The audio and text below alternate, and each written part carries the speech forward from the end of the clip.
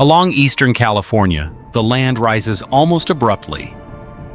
From the arid lowlands below, a massive wall of granite mountains rises toward the sky, with the highest peaks towering thousands of feet above the surrounding dry basins.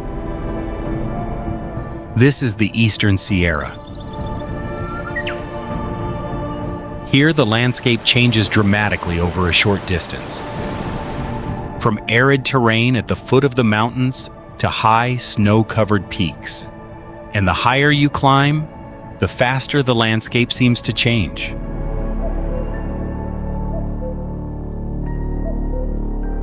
The desert gradually gives way to pine forests, rocky mountain slopes, alpine meadows, and finally, a world lying almost entirely above the tree line. But elevation is only part of the story. Throughout the Eastern Sierra are landscapes shaped by glaciers, water, tectonic forces, and volcanic activity. Many distinct landforms coexisting within a relatively narrow region. And together, they have created one of California's most dramatic transition zones, where high mountain ranges abruptly meet the arid basins of the American West.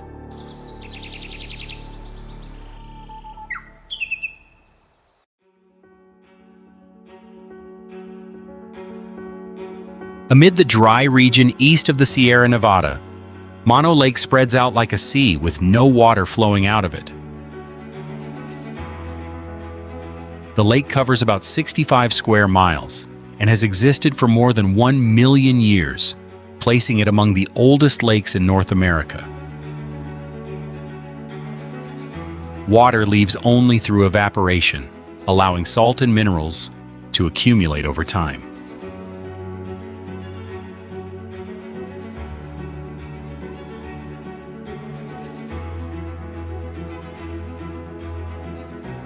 Along the southern shore, tufa towers rise in shapes resembling chimneys, castles, and strange stone columns.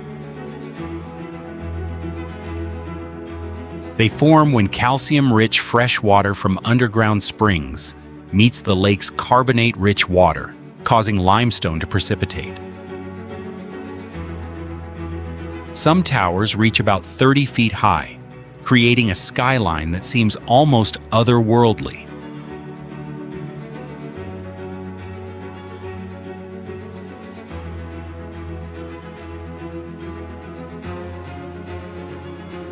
The water here is about 2.5 times saltier than the ocean, giving the lake surface an unusual appearance beneath the light of the Eastern Sierra. On windless days, the water reflects the mountains skin to the west. When the wind rises, the blue quickly turns silver. With no outlet, every stream flowing into the lake ends its journey within the lake itself.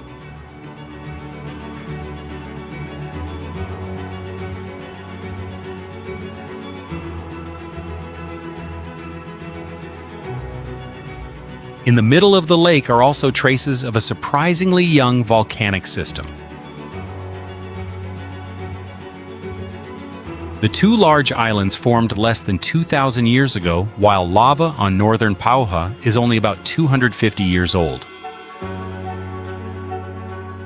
Most of Pauha is actually lakebed sediment pushed upward above the water by magma beneath it, forming an island.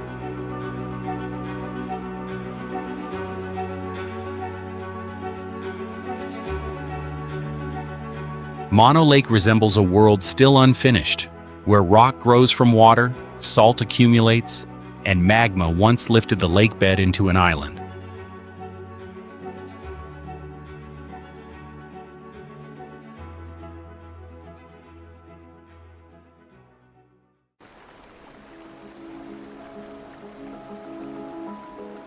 In the middle of Long Valley, a cold stream from the Sierra Nevada enters a canyon and then suddenly flows between blue pools filled with billowing steam.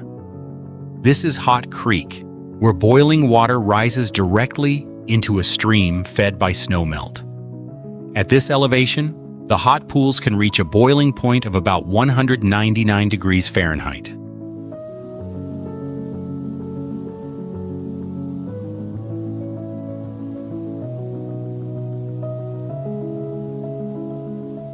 That hot water once fell on the Sierra Nevada as snow and rain before disappearing underground.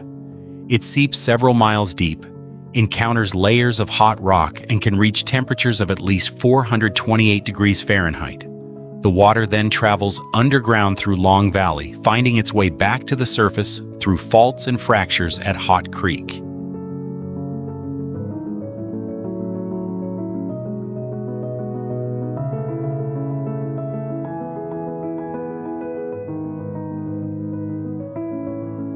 The steaming pools, visible at the surface, are only small outlets of a much larger hydrothermal system below.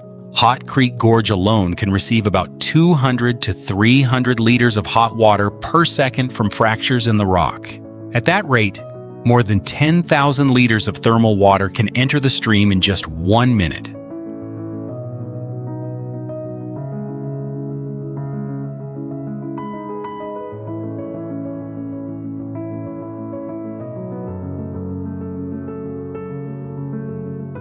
There is no guarantee that the hot pools at Hot Creek will remain in the same state as when they are observed.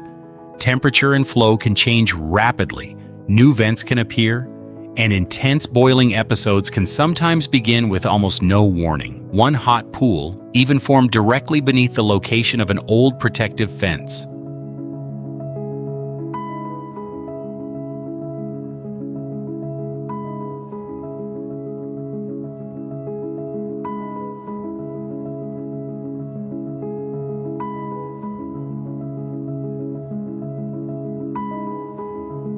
At Hot Creek, water from the Sierra disappears underground, is heated, and then returns to the stream in a nearly boiling state.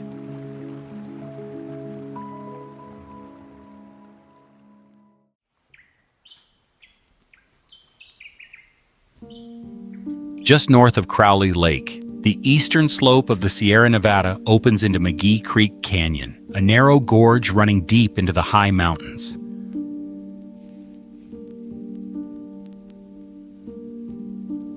From the Sagebrush Plateau, the terrain quickly shifts into cliffs and aspen forest following the stream.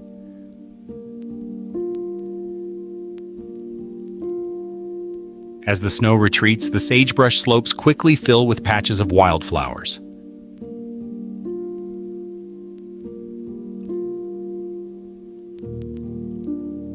Red paintbrush, purple lupine, scarlet gilia, and fields of yellow mule ears can appear together along McGee Creek.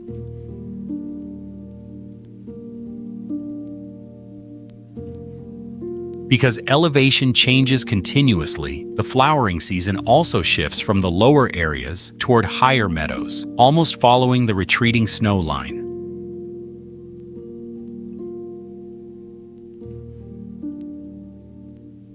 Beneath the colorful slopes lies a canyon, about 2,493 feet deep, carved into the eastern side of the Sierra.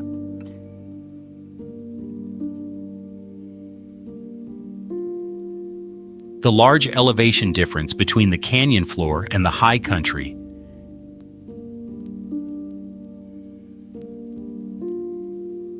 Leaving McGee Creek, the journey continues south through the eastern Sierra, where the valleys and peaks ahead open into another landscape.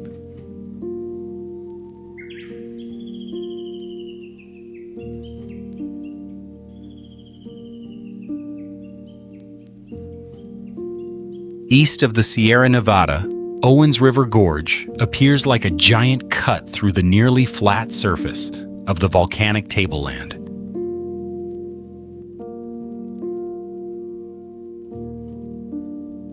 The river lies deep below steep rock walls, with opposing cliffs reaching about 755 feet in some sections.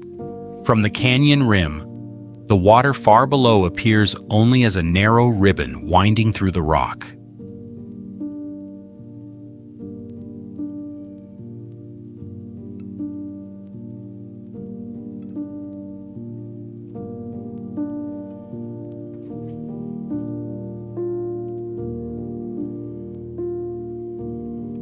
Along the gorge walls, volcanic rock fractures into large columns, but they do not always stand straight and parallel.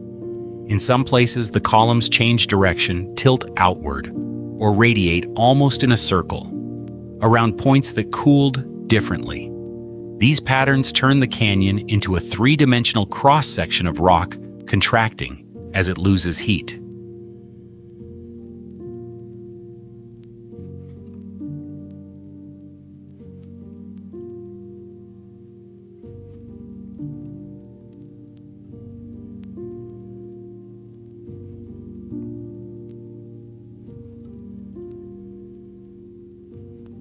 Owens River Gorge is a place where water and volcanic forces repeatedly competed to shape the land, leaving a deep canyon carved into a vast plateau.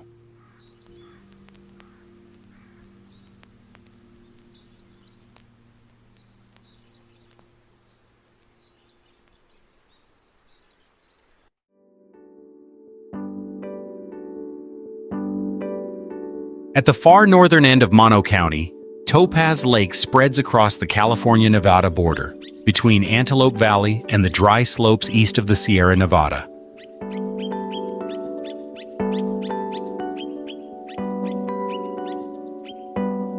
The lake covers about 975 hectares, stretches 3.5 miles long, and is nearly 1.5 miles wide.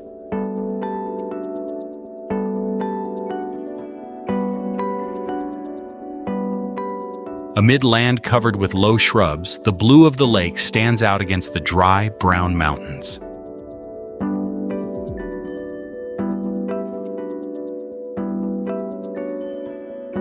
The lake's water begins in the high Sierra Nevada, where the West Walker River collects snowmelt before flowing down into the valley.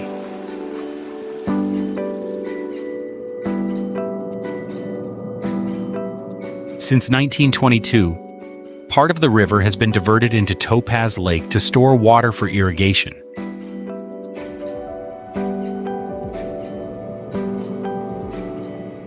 In this way, mountain snow becomes a water source for the lake in the middle of a semi-arid landscape.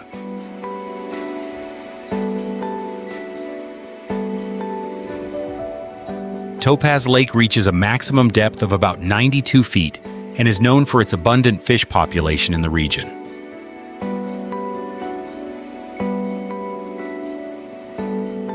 Rainbow trout commonly reach lengths of about 9.8 to 18.1 inches, while individuals weighing more than 2.3 kilograms are still recorded.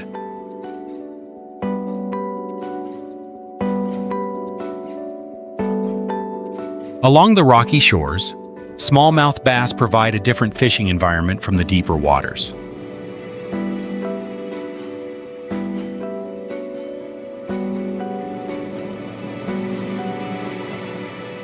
The wide-open setting gives Topaz Lake its distinctive appearance, with many shoreline areas looking directly toward the mountains and water.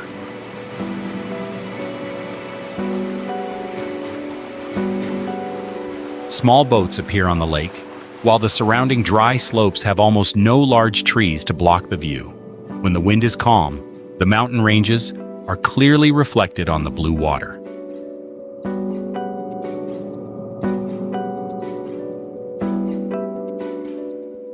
As Topaz Lake gradually disappears behind, the journey continues toward a new land where more wonders are still waiting to be discovered.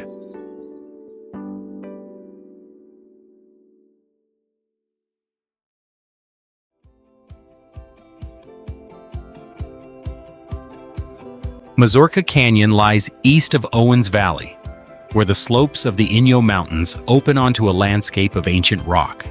The geological layers at the mouth of the canyon record periods from the Devonian and Mississippian, roughly 323 to 417 million years ago. Some layers also contain fossils, preserving traces of a distant world.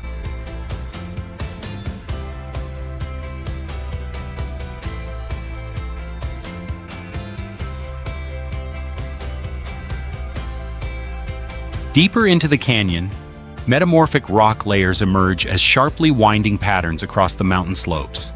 They record the geological pressures that once deformed the rocks during the formation of the Inyo Mountains. Mazurka exposes how immense forces shaped an entire mountain range.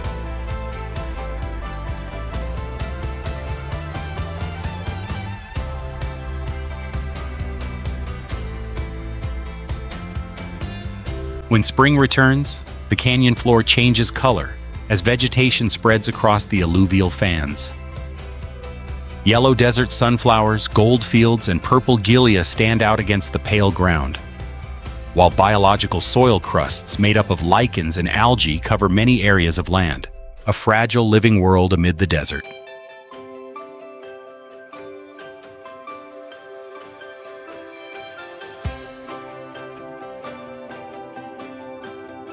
Mazurka Canyon also once attracted people because of the minerals hidden within the mountains. Placer gold was recorded in the middle and upper sections of the canyon, along with numerous mining sites in the area. But the amount of gold recovered was relatively small, leaving the most enduring traces in the ancient rocks and fossils.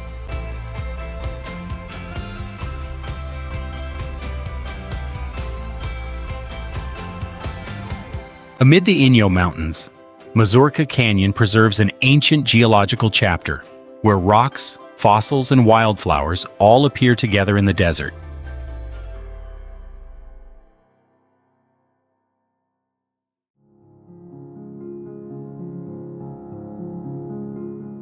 Amid the high mountains of the eastern Sierra, Virginia Lakes lies hidden as a chain of nearly 10 blue lakes among rocky terrain and sparse forest. Most of the landscape sits above 8,858 feet, where open spaces spread beneath rugged mountain peaks. Just 6 miles from the main road, the scenery already feels completely isolated.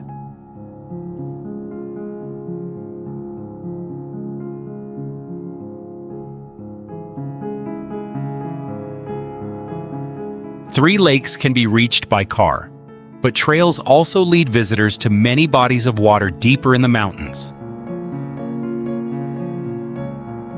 The farther the journey goes, the more the sparse forest gives way to high meadows, granite rock, and broad basins. Beyond each slope, another lake can suddenly appear within the landscape.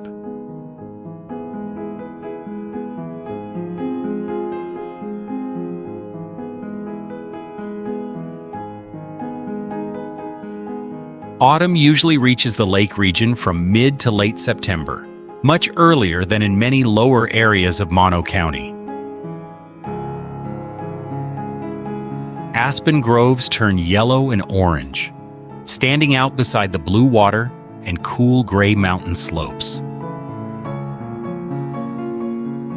Thanks to its high elevation, Virginia Lakes is often among the first places to mark the beginning of the Eastern Sierra fall foliage season.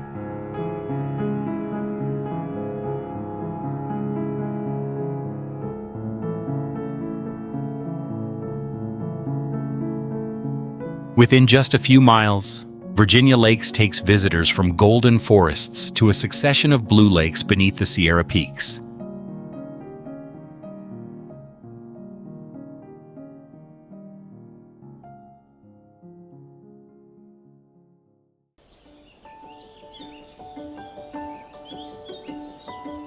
On the eastern slopes of the Sierra Nevada, June Lake lies at an elevation of about 7,546 feet directly beneath the steep mountain slopes of Mono County.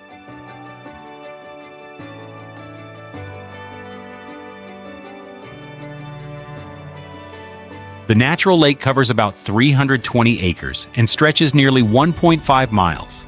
From Oak Ridge, the blue water opens below while high mountain peaks form the western skyline.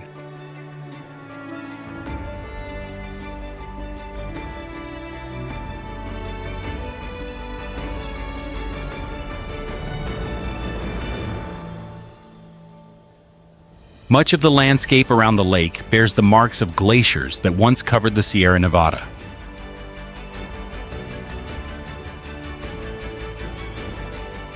Ice moved down the valleys, eroding rock and carrying enormous amounts of material into lower areas.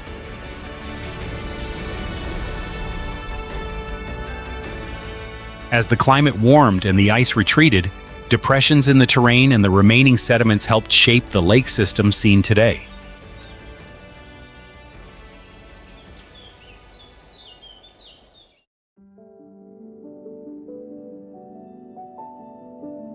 Amid the forests and mountain slopes of California, American black bears stand out for their strength.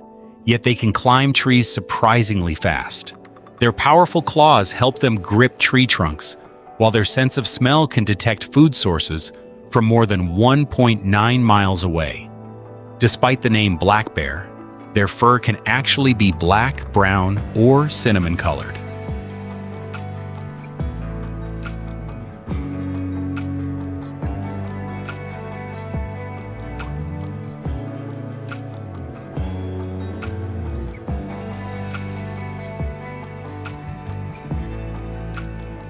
Before winter, a bear's life revolves largely around finding food to store as much energy as possible. Once inside a den, it may remain there from several weeks to many months, depending on climate and conditions. Cubs are born during this season, weighing less than half a kilogram before growing rapidly beside their mother in spring.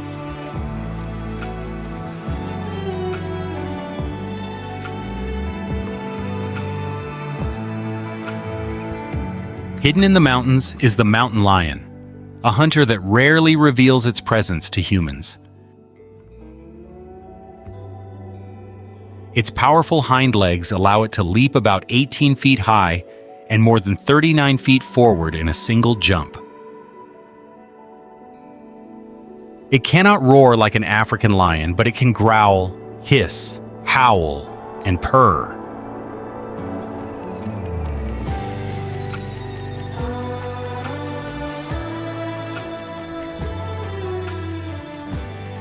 Rather than pursuing prey over long distances, the mountain lion quietly approaches through trees, rocks, and cover. A male may use a territory covering about 502 square miles, making an encounter with one a rare moment.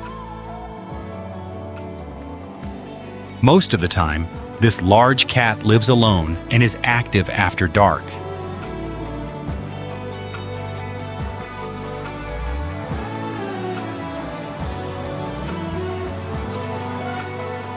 One species masters the forest through strength and scent.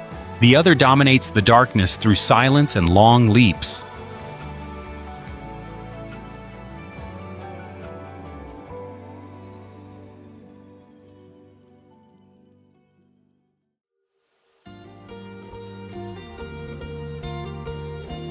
From the Owens Valley Desert, Bishop Creek Canyon opens like a vast corridor cutting into the Sierra Nevada, where the terrain rises dramatically within a short distance.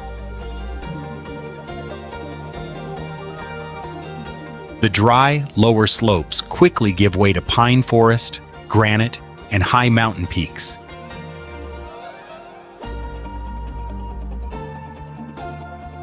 This rapid change in elevation creates several natural worlds within a single canyon.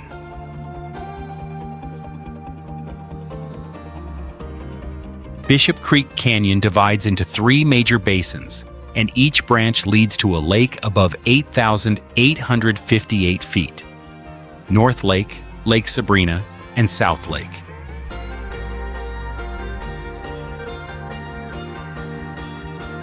South Lake alone lies at about 9,744 feet, higher than most mountain peaks in many parts of the world.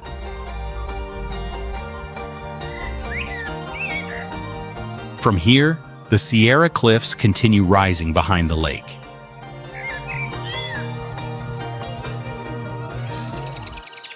But the greatest wonder may lie directly beneath the observer's feet. Along Bishop Creek, a sequence of rocky moraines left by ancient glaciers is still preserved, with 7 studied surfaces dating from about 15,000 to 170,000 years ago. The older bands lie progressively lower and broader, turning the entire canyon into a record of multiple glacial periods.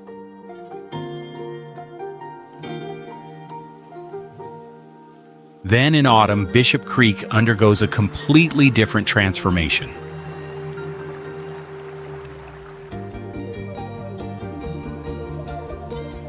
Aspen groves across the mountain slopes change together from green to yellow, orange, and sometimes deep red, while the pine forests remain dark.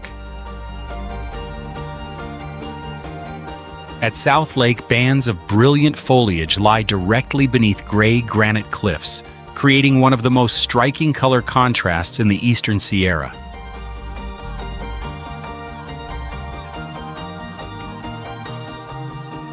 Bishop Creek Canyon does not contain just one wonder. Here, elevation, ancient ice, mountain lakes, and autumn together transform a Sierra canyon.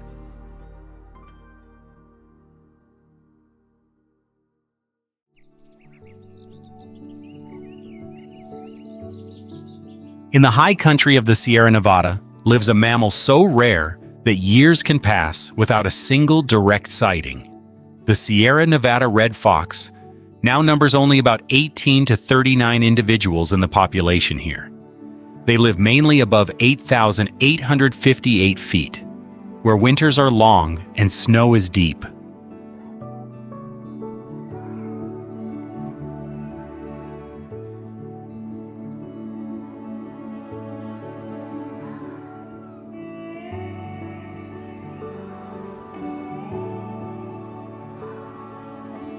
To move through this world, their feet are covered with thick fur around the toe pads.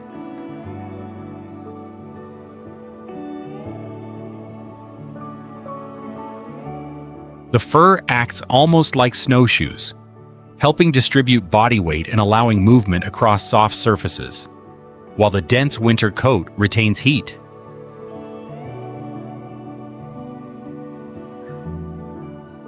A small fox can therefore survive in the harsh, alpine environment.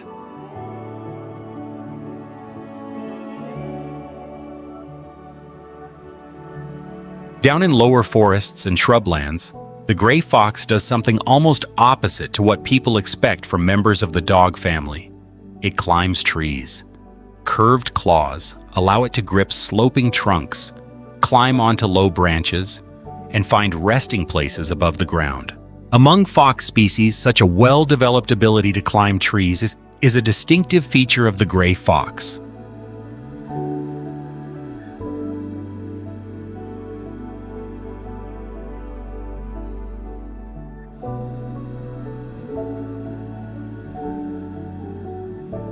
One species can disappear into the high snowy country, while the other escapes the ground by climbing trees. The gray fox uses trees to rest, forage, or avoid danger, while the Sierra Nevada red fox occupies high mountain habitats where many predators struggle to function in deep snow. Both survive by exploiting spaces that few competitors use.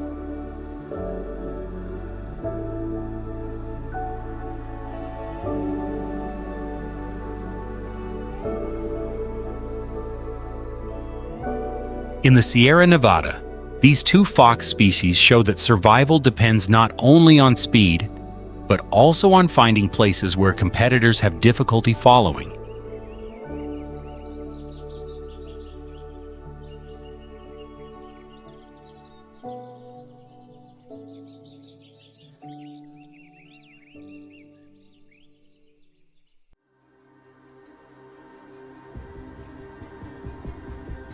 Towering along the boundary of Inyo County, Mount Williamson rises into the sky at an impressive 14,379 feet.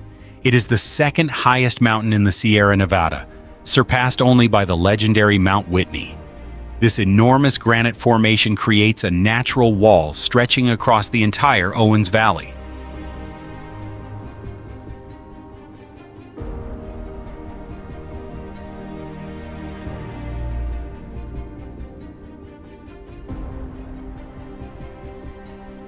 What makes the mountain such an extraordinary wonder is its immense vertical elevation difference. From the arid valley floor below, the eastern slope rises more than 8,000 feet, almost without interruption. This is one of the largest continuous vertical rises on the entire North American continent.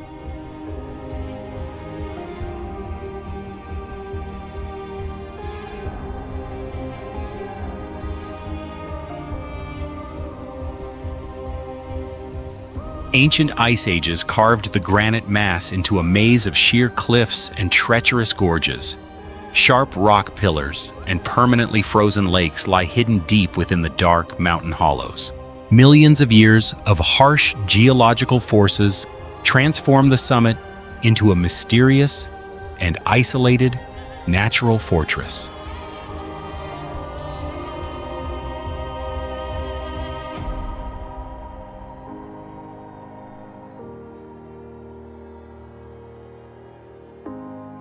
As sunset descends, the final rays of sunlight transform the granite cliffs from brilliant gold into deep crimson. Looking down from the high summit, a churning sea of clouds separates the human world from the absolute stillness of the universe. The space opens endlessly, revealing the pristine beauty of creation.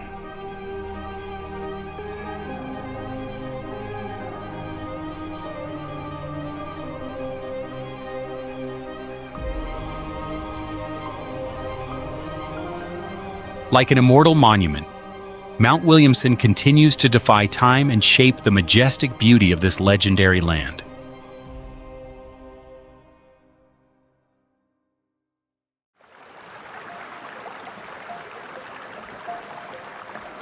Amid the dry mountains of northern Mono County, the West Walker River Canyon opens into a narrow green corridor at the foot of the Sierra Nevada.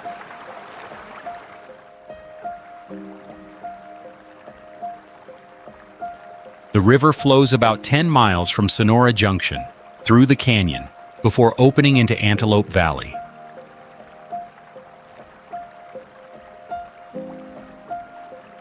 Along both sides of the water, trees gather into striking green bands between rocky cliffs and dry mountain slopes.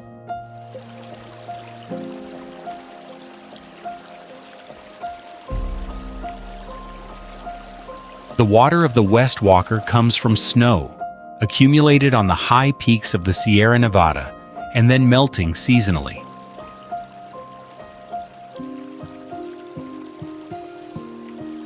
The main river also receives water from several mountain tributaries before entering the canyon, causing its flow to increase sharply in late spring and early summer.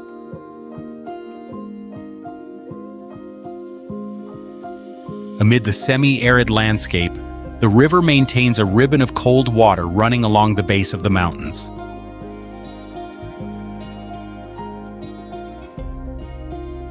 US Route 395 follows the canyon, and in many sections it runs only a short distance from the West Walker River.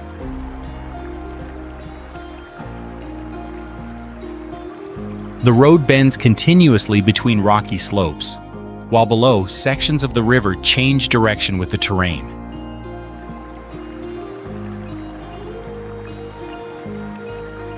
The combination of road, cliffs, and flowing water makes it possible to observe the entire canyon continuously while traveling through it. The space inside the canyon repeatedly narrows and widens along the bends of the West Walker River. In some sections, the rocky slopes press closely against the water, but only a short distance later, they separate into broader openings at the foot of the mountains.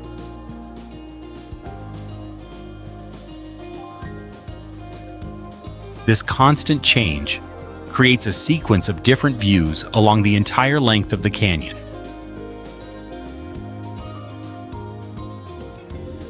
At the end of the canyon, the cliffs gradually spread apart, allowing the West Walker River to continue flowing out of the narrow mountain corridor of Mono County.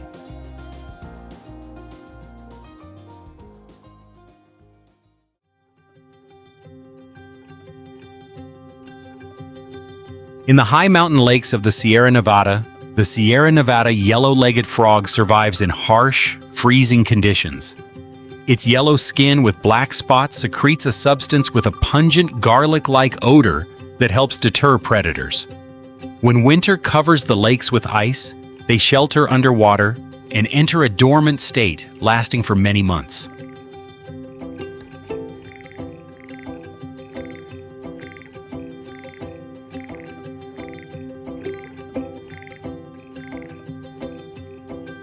The yellow-legged frog is also remarkable for its unusually slow development. Tadpoles can take up to 4 years to complete metamorphosis in cold, high mountain lakes. This long period reflects the harsh conditions where they live, while also making their populations particularly sensitive to changes in aquatic environments.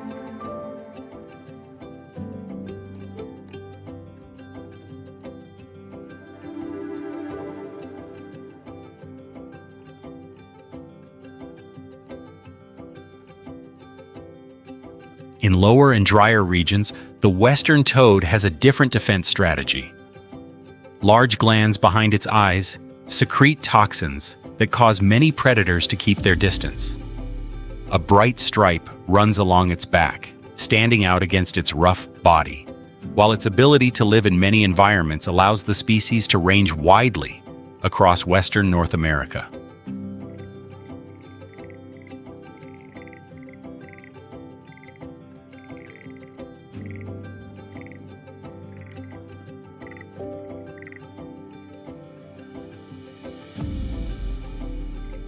When spring returns, western toads gather in shallow waters to breed. Long strings of eggs are released into the water, and tadpoles then appear in dense groups along the edges of lakes and ponds.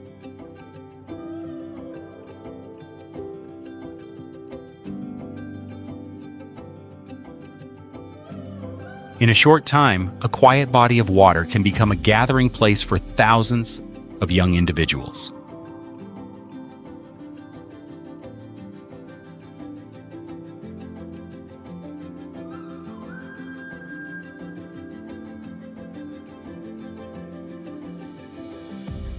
The two amphibian species survive through different strategies, yet both depend closely on water sources.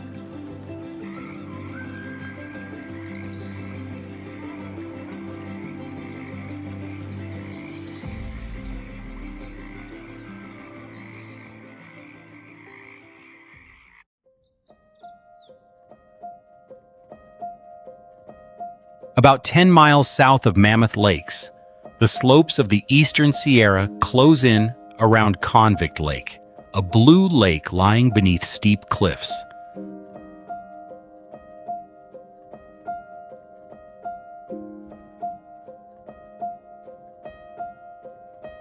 The lake covers nearly 170 acres, but the terrain to the west rises almost immediately from the water's edge.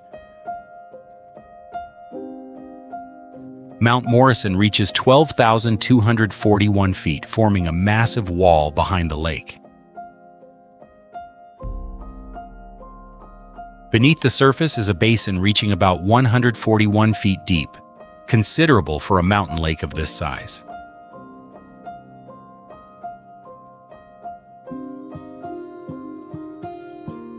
This shape bears the marks of glaciers that once moved through the mountains. The enormous masses of ice carved deeply into the terrain, and when they retreated, water collected in the depression left behind.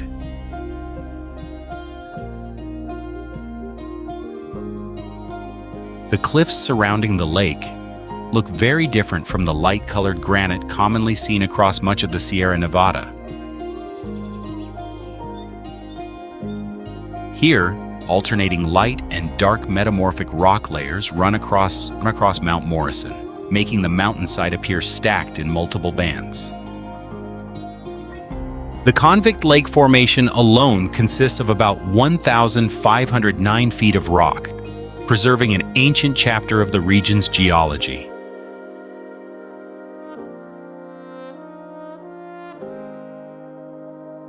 These rocks existed long before the Sierra Nevada took on its modern form. The glacially formed lake therefore lies amid material originating from a world hundreds of millions of years older.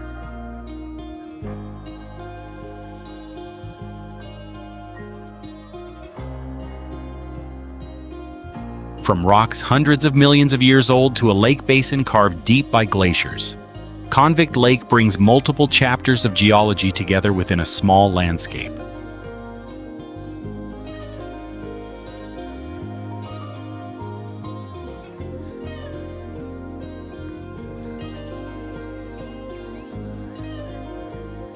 On the eastern slope of the Sierra Nevada, Rock Creek Canyon runs from semi-arid terrain straight into the high mountains through a narrow corridor. Within a short distance, dry shrubs gradually give way to pine forest and subalpine scenery.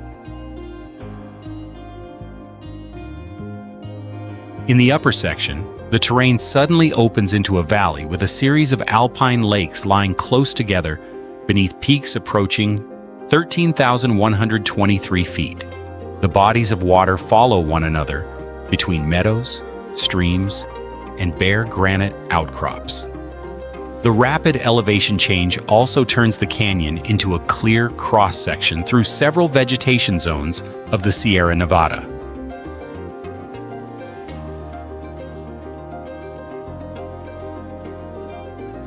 Leaving Rock Creek Canyon, the journey continues along the eastern Sierra, leaving behind the chain of high lakes and mountain slopes rising toward the alpine zone.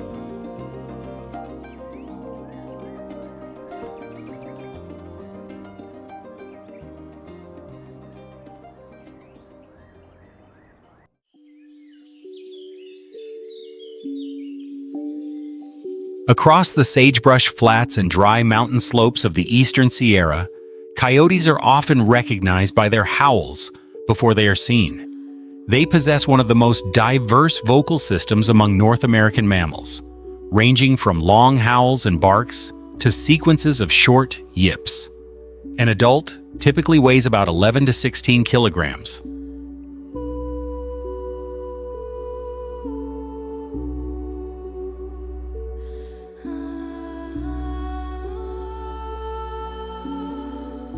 Coyotes survive through their ability to change tactics very quickly.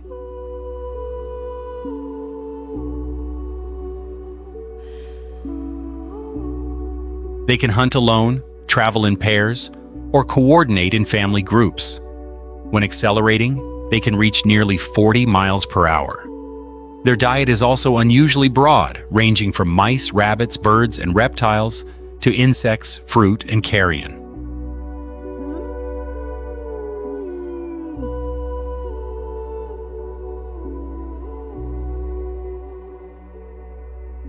Dominating the entire horizon of Inyo County, Mount Whitney reaches 14,505 feet, holding the title of the highest point in the contiguous United States.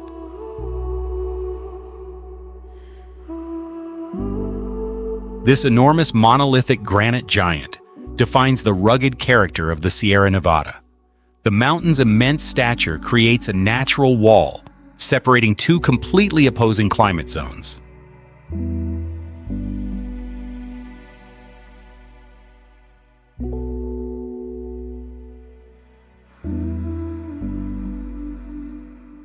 The unique geographical wonder lies in its dramatic contrast with the neighboring Death Valley Basin.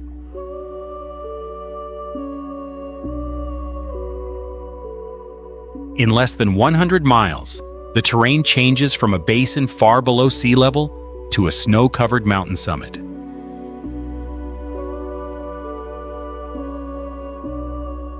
This vertical elevation shift creates one of the most spectacular environmental transitions on Earth.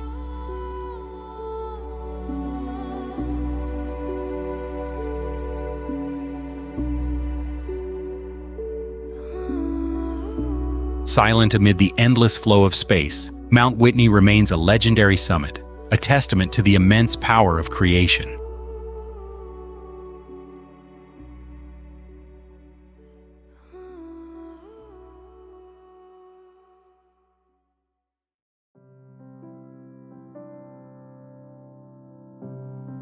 Across the Sierra Nevada, a mountain mass nearly as high as the range's tallest peaks rises above the edge of the Great Basin.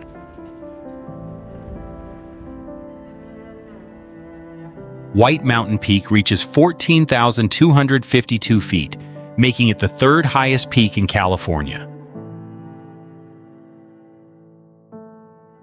From Owens Valley, the enormous elevation difference makes the mountain rise like a wall above the arid desert region.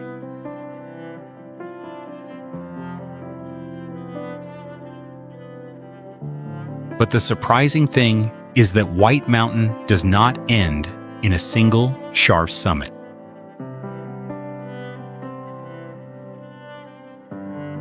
South of the peak lies a broad plateau where the terrain remains near 13,123 feet in elevation and stretches across barren rocky slopes.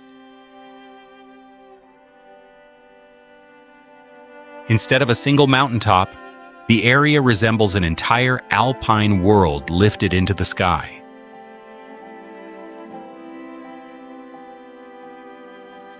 Across that high plateau, even the ground has never truly remained still.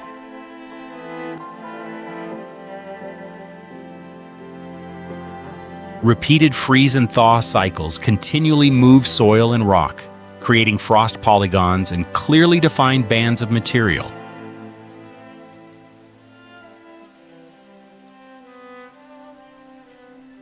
Unlike many similar landforms that survive only as remnants, these processes at White Mountain are still occurring today.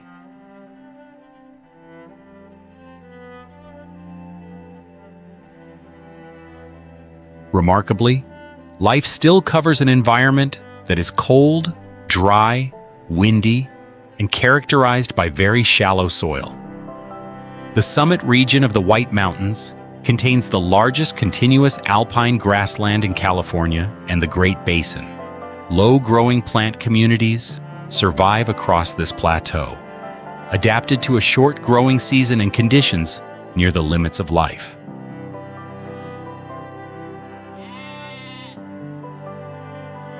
White Mountain Peak does not simply rise above the desert. It is a high mountain world where rock, frost, and life coexist.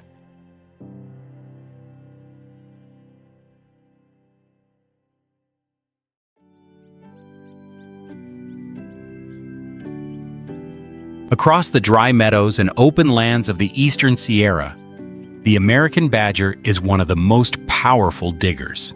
Its low, sturdy body, strong front legs, and long claws allow it to dig through the soil in pursuit of ground squirrels and many other rodents.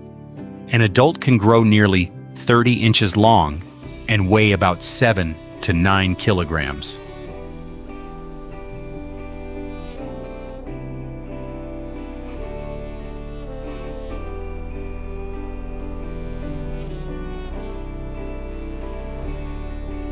But the badger's digging ability is not used only for hunting. They create burrow systems for sleeping, shelter, food storage, and raising young, sometimes in a very short period of time.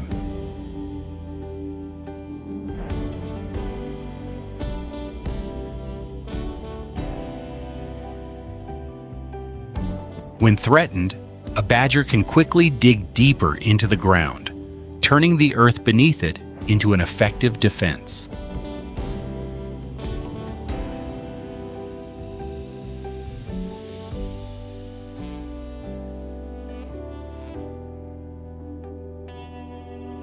Much smaller, the long-tailed weasel is built for a completely different style of hunting. Its long, slender, and extremely flexible body allows it to slip into rock crevices, fallen logs,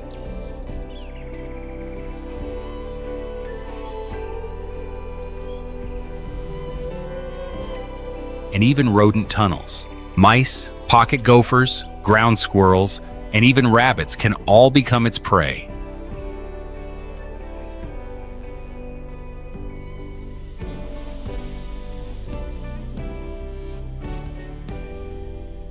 In high mountain areas with cold winters, some long-tailed weasels undergo a remarkable transformation.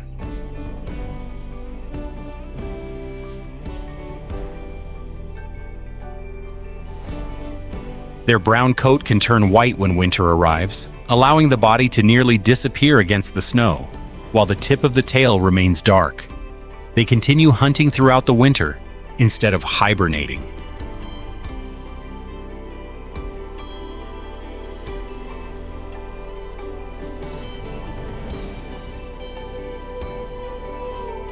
One species conquers the underground through strength, the other through speed and flexibility. Both are remarkable hunters of the Eastern Sierra.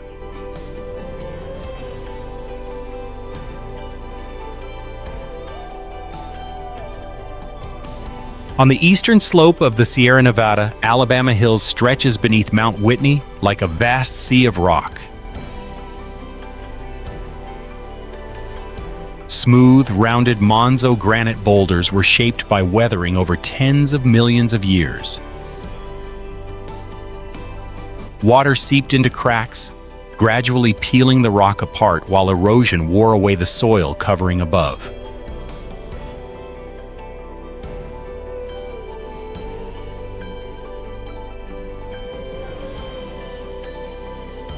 Scattered across the low hills are hundreds of natural rock arches.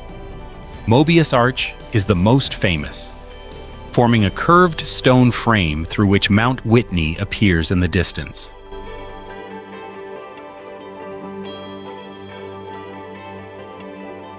The contrast between the low, rounded boulders and the towering Sierra Range behind them makes the landscape look almost unreal to the viewer.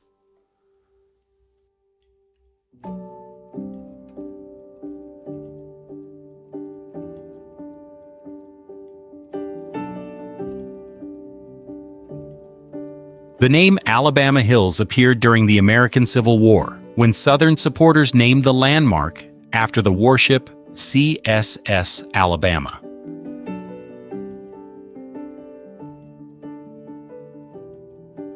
Later, mining activity brought people here in search of gold. The remains of old mining operations can still be found among the rocks and canyons.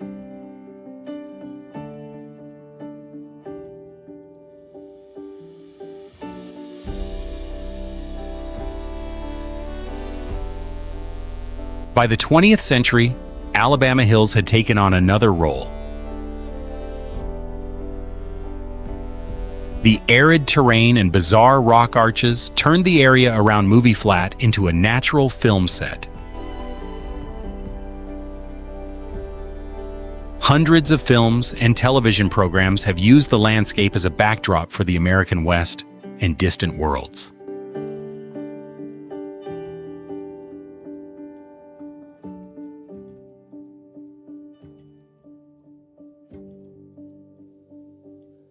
Between the desert and the Sierra Nevada, Alabama Hills still retains its beauty as a landscape seemingly carved from stone.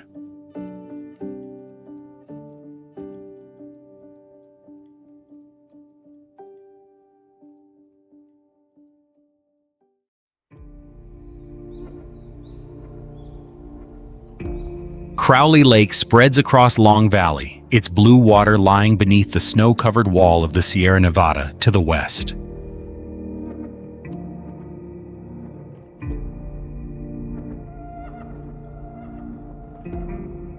About 45 miles of shoreline create shallow bays, open stretches, and cliffs running close to the water's edge.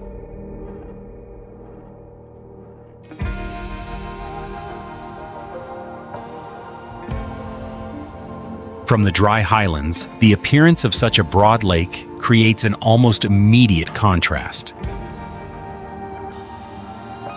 Beneath the cold water lies one of the Eastern Sierra's most notable fish habitats, where rainbow trout and brown trout can reach considerable sizes.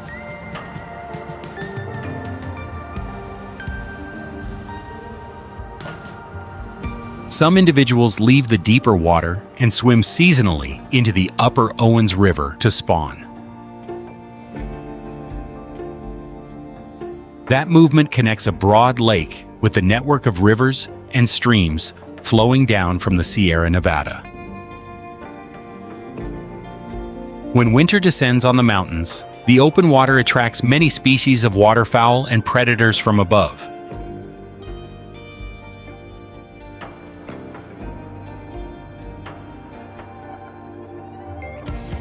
Bald eagles gather around the lake to hunt fish and birds, creating one of the species' notable wintering areas in the eastern Sierra.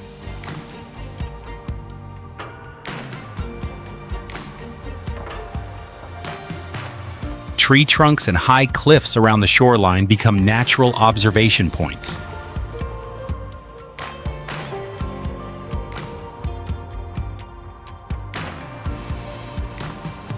On the eastern shore, waves have carved into light-colored rock layers and exposed a scene that seems almost unrelated to the surrounding terrain.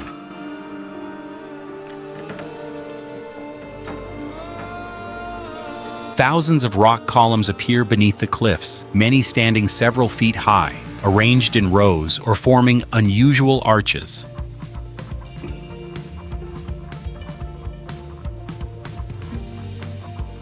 Water, snow-covered mountains, eagles, and rows of rock columns coexist around a single lake, creating one of the eastern Sierra's most unusual landscapes.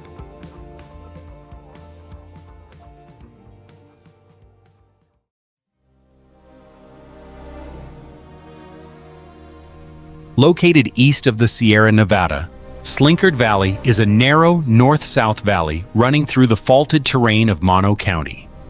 The basin covers about 4,500 acres and lies at elevations ranging from about 6,201 to 6,988 feet.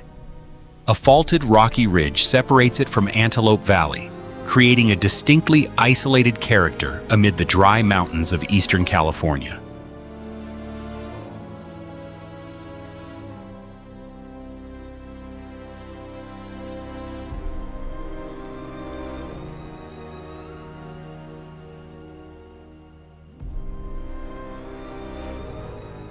The unusual feature of Slinkard Valley lies beneath the surface.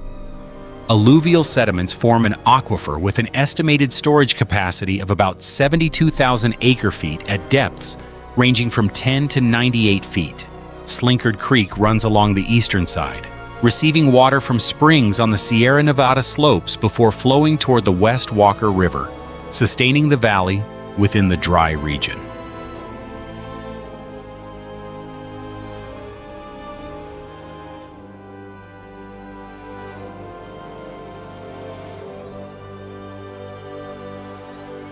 Above ground, the landscape continuously shifts from gentle valley floor to deep gorges, rocky slopes, grasslands, streams, and springs.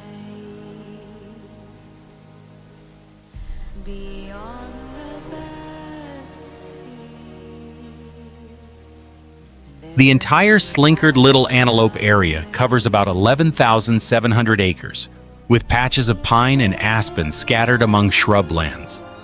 This strong contrast between water, rock, forest, and grassland creates a rare sense of depth.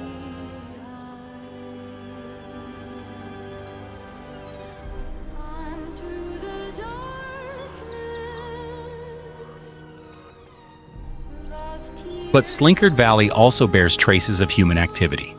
Beginning in 1859, cattle herds appeared to support the gold mining industry. Later, overgrazing and poor water management caused soil erosion. California began purchasing land in 1978, and the area was recognized in 1979, marking the start of a long restoration process.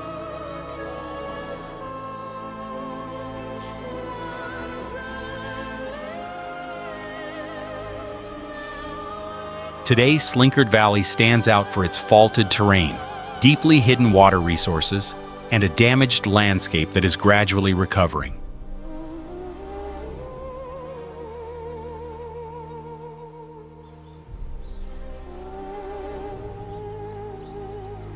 Above the town of Mammoth Lakes, Mammoth Mountain rises to 11,053 feet, standing prominently on the southwestern rim of Long Valley. From a distance, it can easily be mistaken for the surrounding Sierra Nevada peaks, but it is actually a young volcano with its own magma system, separate from both the Long Valley caldera and the Mono Inyo chain.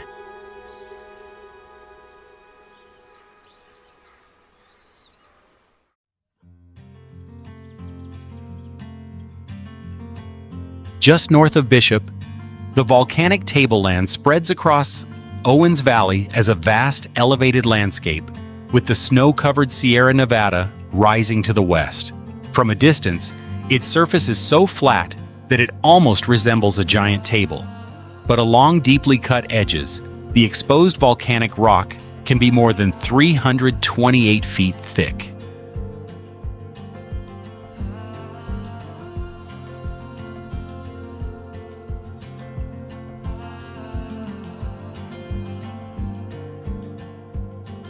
This plateau was born from enormous clouds of hot ash that once swept across the land at high speed.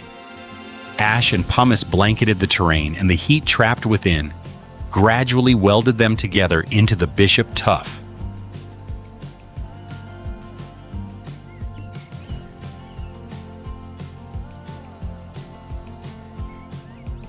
A landscape that once moved like a cloud of scorching material ultimately hardened into a broad layer of rock spread across the valley.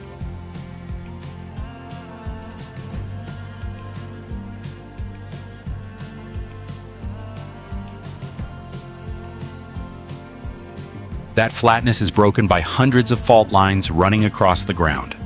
At least 226 fault scarps have been identified, with a combined length of about 204 miles.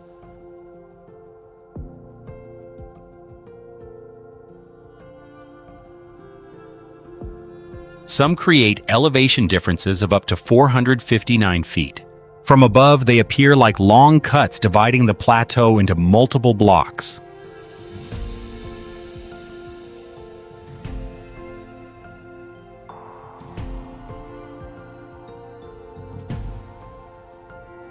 Where water and wind find a way in, the rock surface transforms into narrow gorges, steep walls, deep hollows, and isolated rock formations.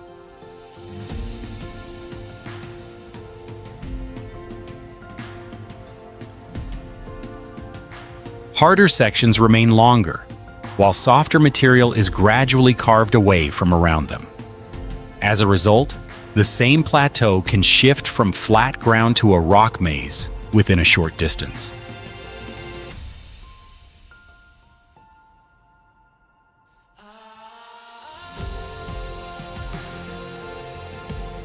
The volcanic tableland is a place where an ancient sea of ash became a plateau, then continued to be reshaped by faulting, wind, and water into new forms.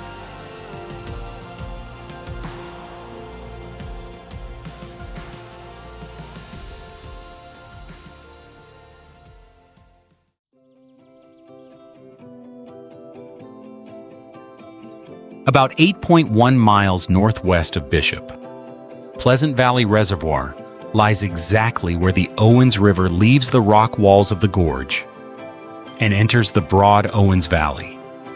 The reservoir stretches through dry terrain, with the Sierra Nevada rising high to the west. This location creates a clear boundary between the volcanic canyon to the north and the valley to the south.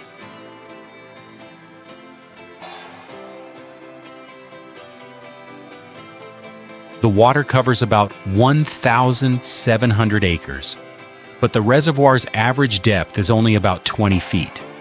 As a result, Pleasant Valley Reservoir is much longer and shallower than the deep mountain lakes of the eastern Sierra. Across a broad area, the bottom remains relatively close to the surface, creating a low ribbon of blue amid the dry landscape.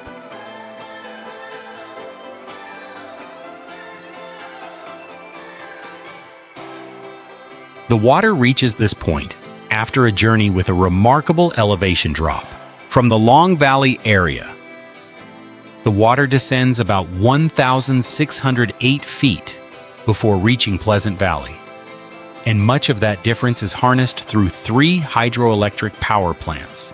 The same flow of water both travels down from the highlands into Owens Valley and releases energy along the way.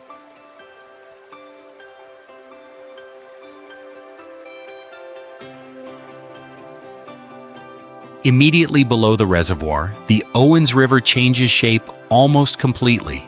Instead of lying at the bottom of a deep gorge, the water emerges onto the plain and begins winding through broad bends, often only about 3 to 7 feet deep. Pleasant Valley therefore lies directly at the transition point between 2 contrasting forms of the same river.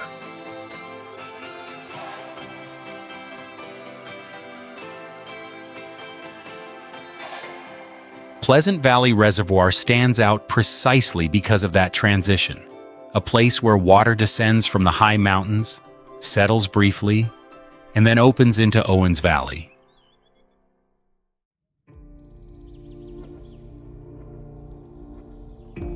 On the eastern edge of the Sierra Nevada, Buttermilk Country appears like a vast field of rock, where granite boulders lie scattered across the dry mountain slopes above Owens Valley. Some blocks rise more than 39 feet high, so large that the shrubs at their base almost disappear. Behind them, the Sierra rises as a wall of snow-covered mountains.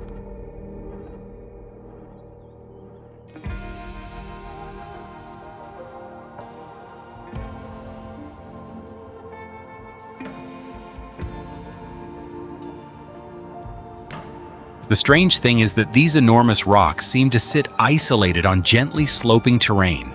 For many years, they were commonly explained as boulders transported by glaciers from the Sierra to lower ground.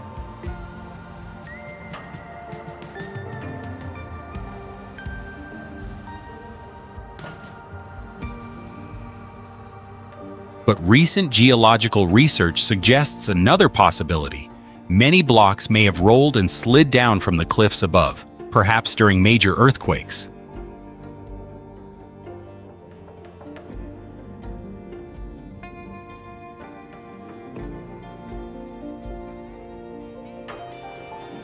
However they arrived, their size still makes the Buttermilks an unusual landscape of the eastern Sierra. The Peabody boulders are especially massive.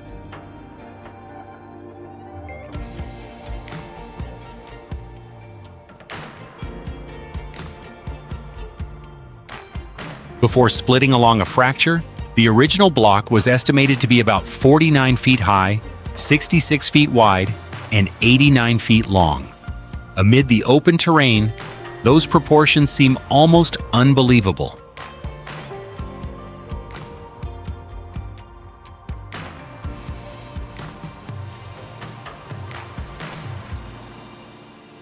Today, the steep rock faces have turned Buttermilk Country into one of California's best-known bouldering areas. Many routes are considered highball,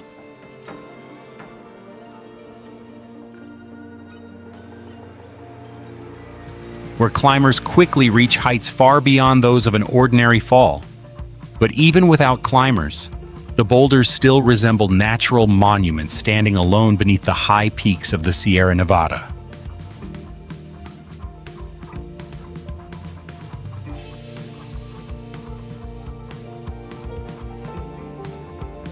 Between Owens Valley and the Sierra Nevada, Buttermilk Country resembles an open-air rock museum, where geological power appears on an extraordinary scale.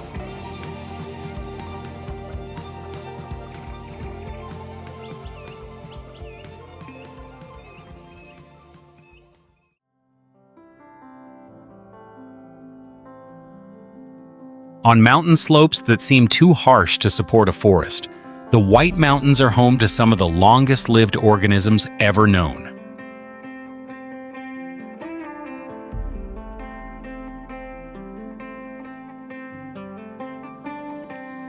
One bristlecone pine here has been determined to be about 5,062 years old, placing it among the oldest non-clonal trees in the world. A single living organism has survived for more than 5 millennia.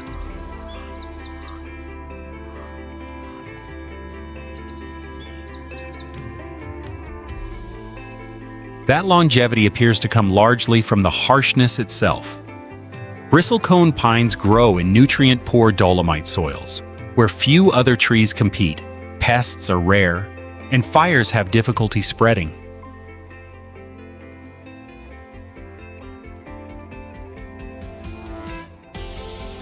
They grow extremely slowly, producing dense wood that resists decay, insects, and disease for very long periods.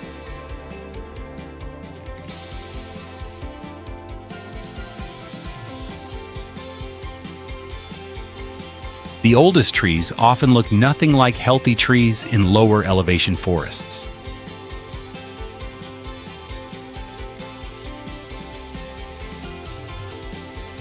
Wind, cold, and drought gradually kill sections of the trunk, yet a very narrow strip of living bark can still connect the roots to a few green branches.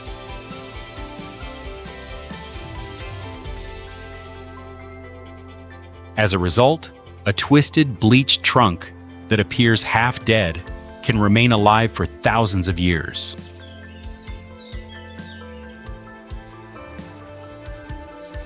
But the wonder of the forest does not end with living trees.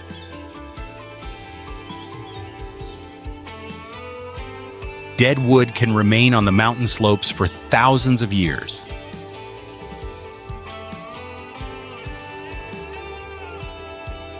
Allowing scientists to match the rings of living and dead trees into a chronological sequence extending more than 9,000 years.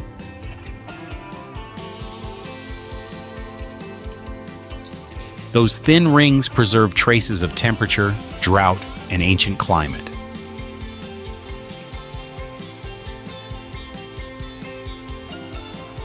In the White Mountains, time is visible in trees that have stood there since before most of recorded human history.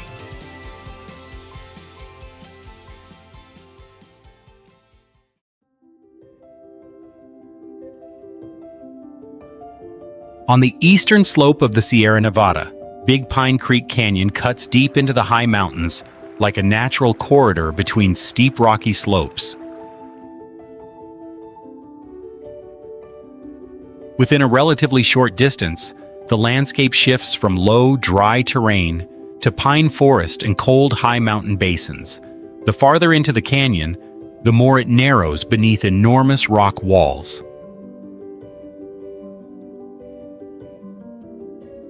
One of the most famous sites in Big Pine Creek Canyon lies along the North Fork, where a series of alpine lakes sits beneath towering cliffs. First, second, and third lake can display different shades of blue because of extremely fine rock flour produced by glacial grinding. Under strong light, some of the lakes turn an almost glowing turquoise.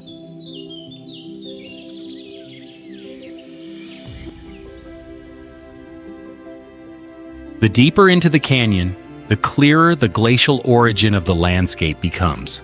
Above the basin lies Palisade Glacier, an ice body once measured at about 0.62 square miles and identified as the largest in the Sierra Nevada in a U.S. Geological Survey Inventory. It lies in the shadow of the Palisades Cliffs near the headwaters of Big Pine Creek.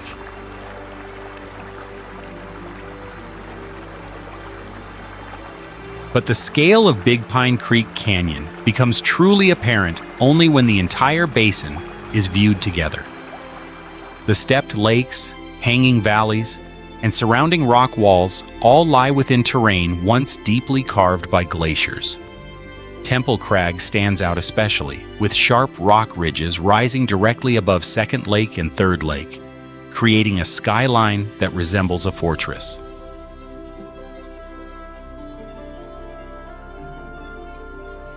Big Pine Creek Canyon is where water, ice, and the walls of the Sierra converge, creating one of the most spectacular high mountain landscapes of the Eastern Sierra.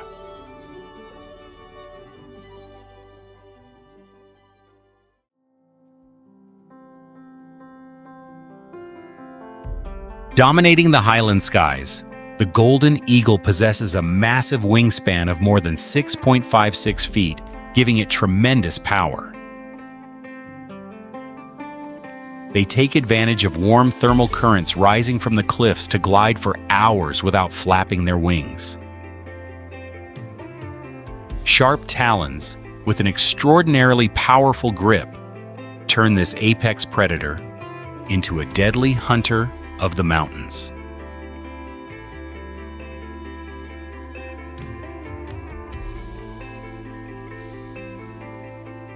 Nesting on steep and treacherous granite ledges, golden eagles claim distinct territories spanning dozens of miles. Their exceptional vision, 8 times sharper than that of humans, allows them to spot small prey from several thousand feet away. They are ready to plunge downward at wind-tearing speeds of more than 186 miles per hour to take down their targets.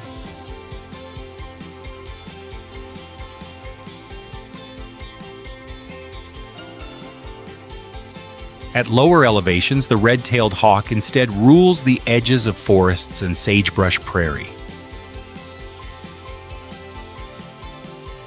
Its striking brick red tail serves as a flexible rudder, allowing it to soar and catch opposing air currents. Its extraordinary adaptability has made this predator a common resident throughout the desert valleys.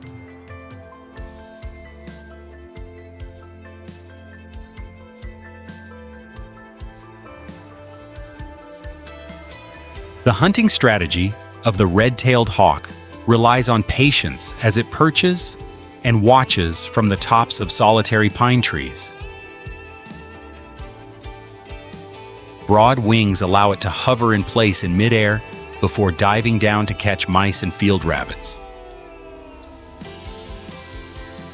Its shrill cry slicing across the sky has become a classic sound of the far west wilderness.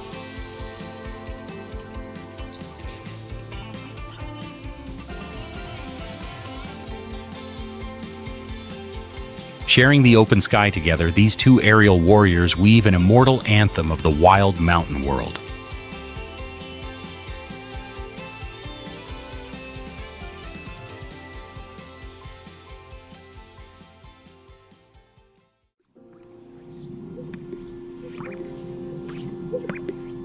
Amid the sun-drenched prairie, the bi-state sage grouse astonishes with its extraordinary spring courtship ritual. The males inflate their brilliant lemon-yellow chest air sacs and produce deep, muffled sounds that carry far across the land. Their display of sharply pointed tail feathers against the sandy ground creates a wild, vibrant, and captivating dance.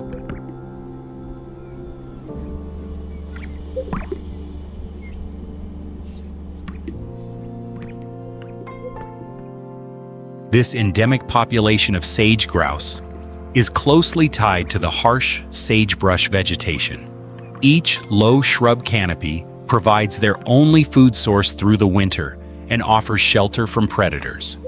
Their shrinking habitat places them at one of the highest risks of extinction among prairie bird species.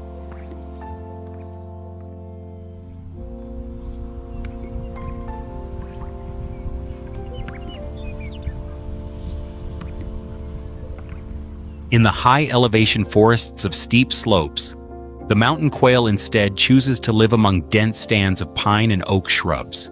They are the largest quail species in North America, with a long, upright feather crest rising proudly above their heads. Their plumage, marked with contrasting black and white stripes, allows them to camouflage themselves skillfully beneath layers of damp fallen leaves.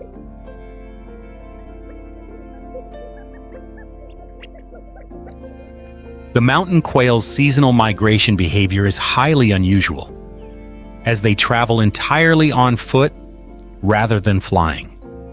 Before snowstorms arrive, entire flocks persistently cross dozens of miles of steep slopes down into the valleys to spend the winter.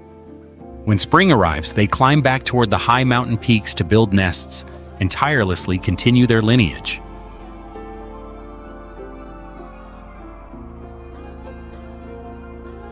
Along this harsh frontier, two legendary bird species weave a magnificent epic of survival in the vast mountains of the West.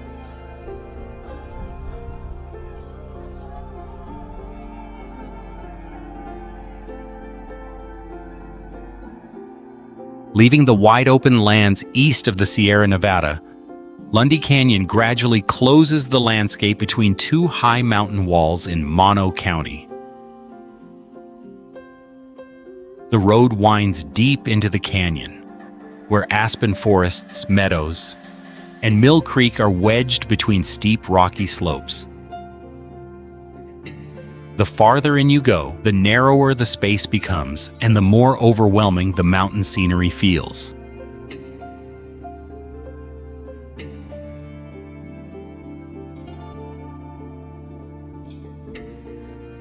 Water appears almost everywhere in the canyon, not only along the bottom, but also pouring down from the high cliffs on both sides. The trail passes at least 3 groups of waterfalls, including Lundy Canyon Falls, which drops about 69 feet. Other cascades continue rushing over rock, making many sections of the canyon seem surrounded by ribbons of white water.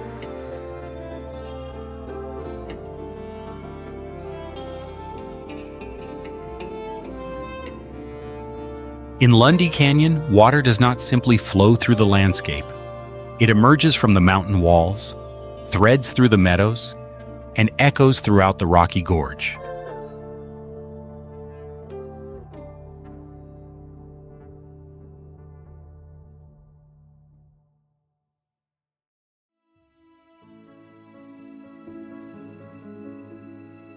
On the cliffs of the Sierra Nevada, bighorn sheep display an almost unbelievable ability to climb.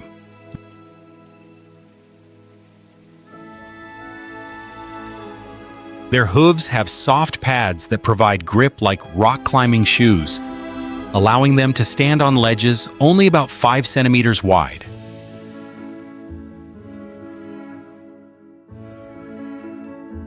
Even young lambs soon run across steep rock, developing their balance on rugged terrain.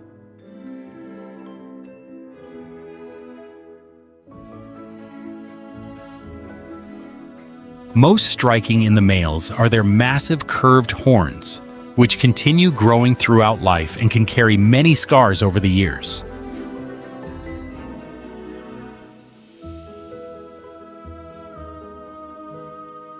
During the breeding season, males charge into one another to compete for rank.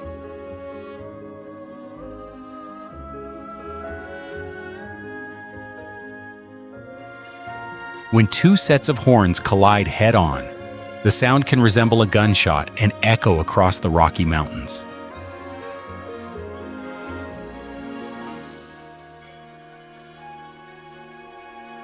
Mule deer stand out in a completely different way, beginning with the large mule-like ears that gave them their name.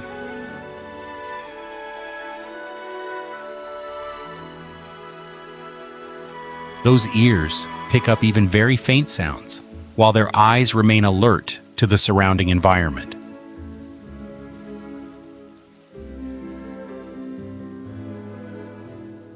But the most fascinating behavior appears when danger approaches. They launch all 4 feet off the ground at the same time.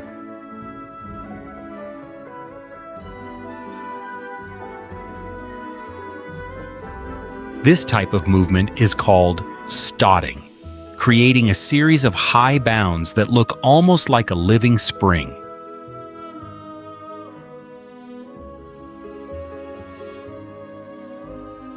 It helps the deer see over shrubs, move efficiently across rough terrain, and even change direction in mid-air during a leap.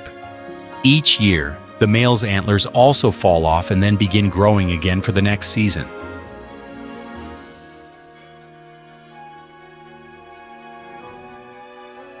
One species masters the cliffs with hooves and horns. The other relies on large ears and unusual leaps to conquer the West.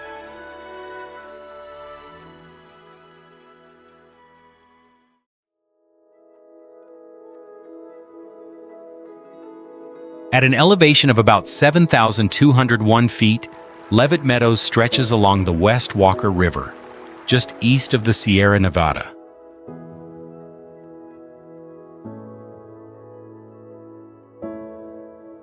Unlike the steep, rocky peaks around Sonora Pass, this area opens into a broad, bright, and level high-elevation meadow surrounded by Jeffrey Pine Forest.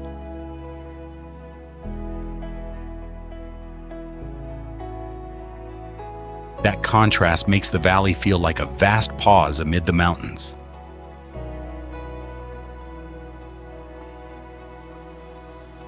Water gives Leavitt Meadows its character.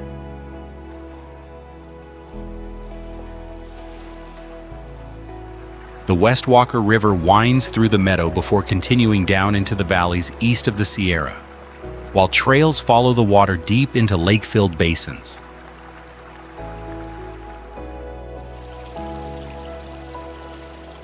After only about 6 miles of hiking, the landscape opens onto several lakes set among pine forests and high mountains.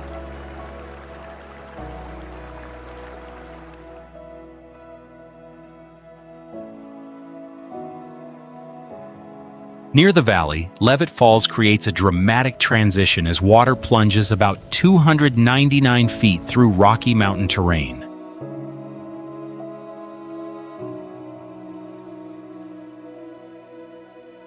From peaceful meadow to sheer waterfall, the landscape changes sharply within a small area.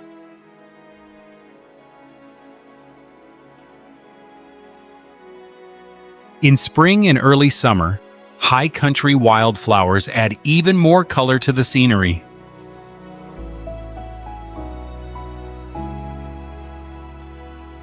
Leavitt Meadows is also a natural gateway into the wild mountain country behind the Sierra.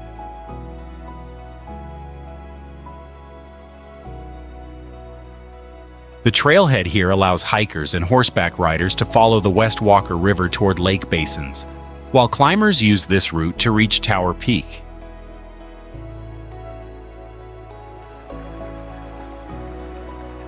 The Sonora Pass route is open to vehicles only in summer because of winter snow.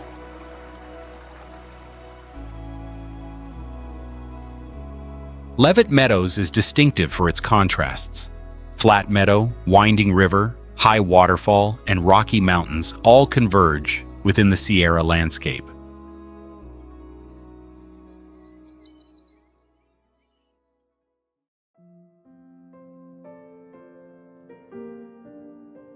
Across the vast land east of the Sierra Nevada, the Bodie Hills rise like an isolated world, with ranges of hills stretching toward the horizon. The region covers about 463 square miles, where rounded slopes alternate with open valleys and low shrubs. The immense space allows the landscape to retain an almost untouched wilderness.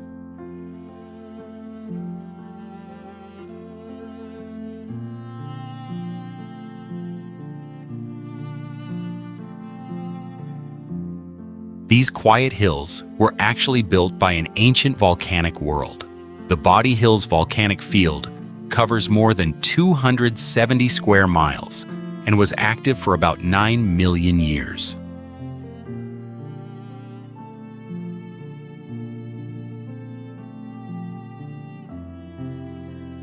Numerous volcanoes and successive lava domes formed over time, leaving behind massive landforms that still stand out in the landscape today.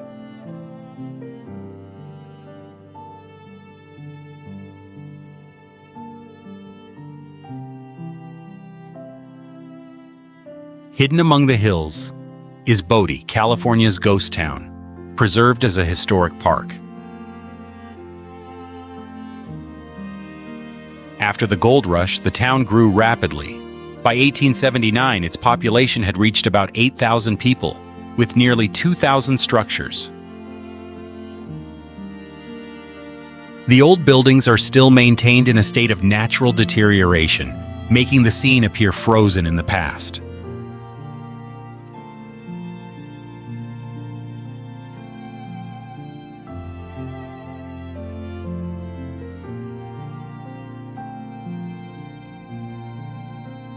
The Bodhi Hills captivate through contrast, where ancient volcanoes, solitary wilderness, and a ghost town coexist across the high plateau.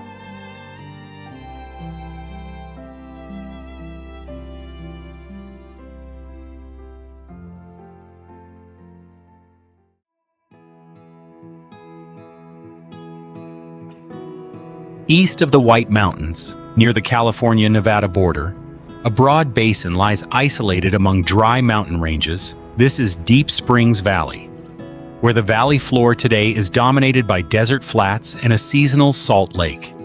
But this arid landscape conceals evidence of a time when the basin held far more water.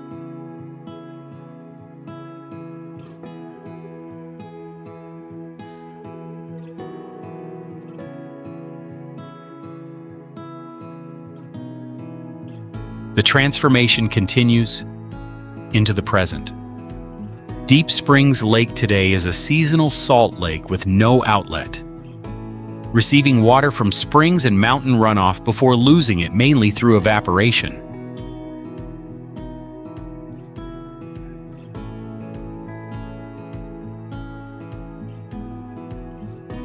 When the dry season arrives, the water surface shrinks dramatically, exposing stretches of ground covered with salt and minerals across the basin floor.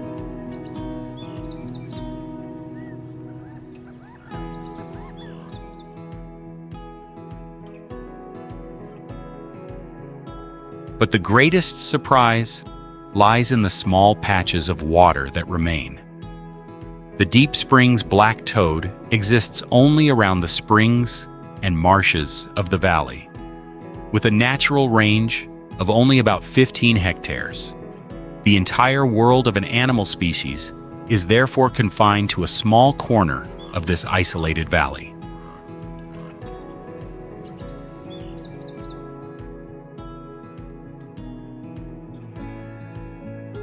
Deep Springs Valley shows how completely a landscape can change.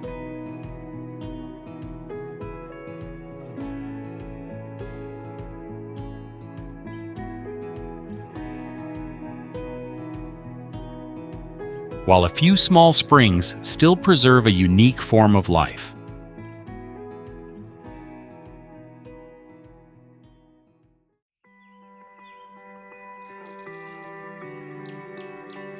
In the middle of the arid Owens Valley, Fossil Falls appears as a strange remnant of a waterfall that disappeared tens of thousands of years ago.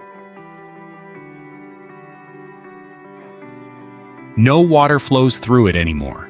Only black basalt formations remain, deeply carved into hollows and winding channels. The gorge records the encounter between ancient lava and water.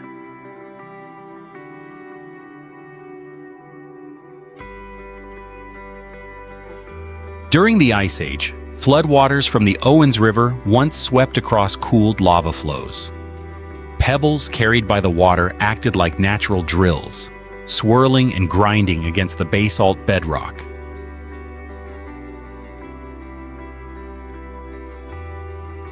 Over time, they created a series of deep, rounded potholes with smooth, polished surfaces.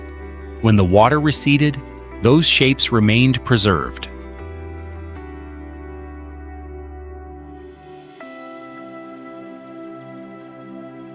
The Black Cliffs also preserve traces of ancient people. Paiute groups once used volcanic rock to make tools and weapons, while the rock hollows could retain water after rare rainstorms. Amid the arid land, Fossil Falls once provided both materials and water.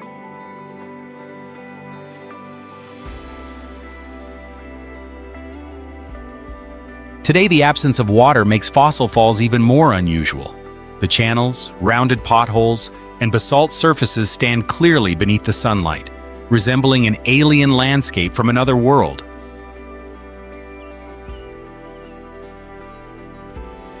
There is no longer the sound of a waterfall, only wind passing through the cracks in the rocks, and a landscape preserved by time.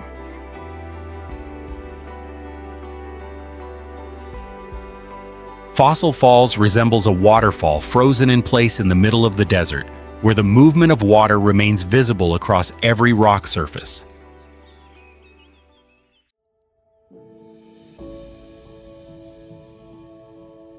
Stretching across the southern corner of Inyo County, the Coso Range opens onto a mysterious landscape of ancient volcanic terrain.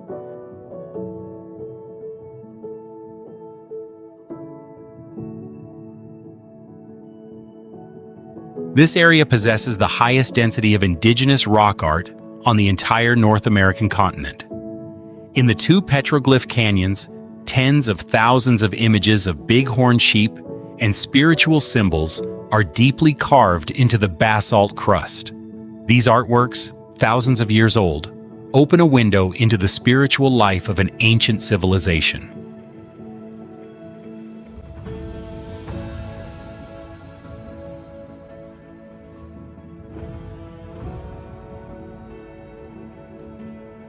Under brilliant sunlight, the smooth black obsidian surface sparkles as it reflects the light like fragments of broken mirrors.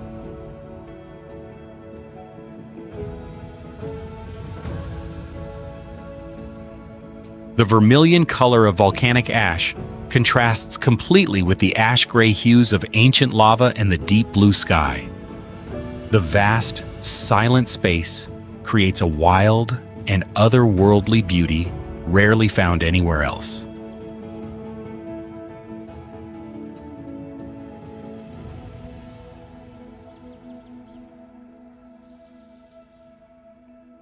Forged by underground fire and the hands of time, the Coso Range remains a legendary geological masterpiece in the heart of the far west desert.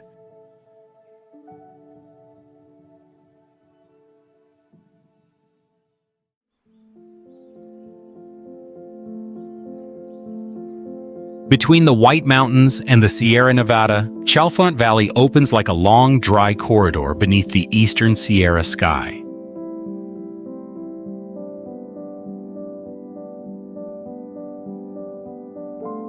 Layers of sand and gravel sediments cover the valley floor, connecting broad basins. On the western hillsides, the Chalfont petroglyphs preserve hundreds of rock carvings made by ancient Paiute people.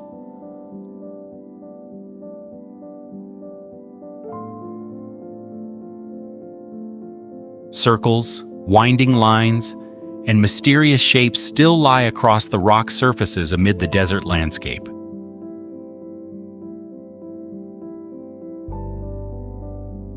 They form a distinctive cultural trace that has endured through many generations within an unchanged landscape. Beneath the valley, tectonic forces have not yet fallen completely silent.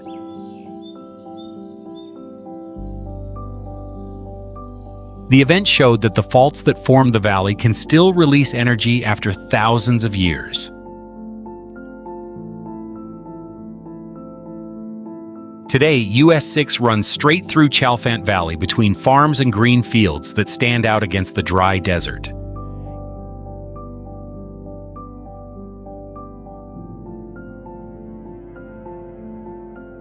Irrigation circles form regular round patches, creating a strong contrast with the barren mountain slopes in the distance. Groundwater turns part of the valley floor into cultivated land amid a harsh climate.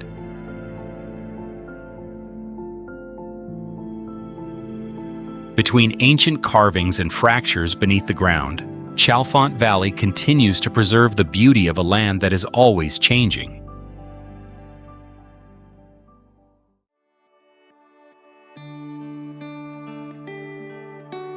Between the edges of the Mojave and Great Basin, the Argus Range stretches like a wall of rock between two desert regions.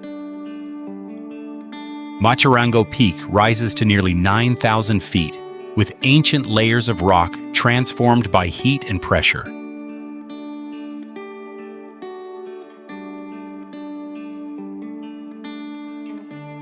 The folded and tilted rock strata reveal a tectonic history spanning hundreds of millions of years. In the dry canyons, Darwin Falls creates a scene that seems almost completely opposite. Fresh water flows year-round through the rocks, forming small pools and sustaining a strip of greenery amid the desert.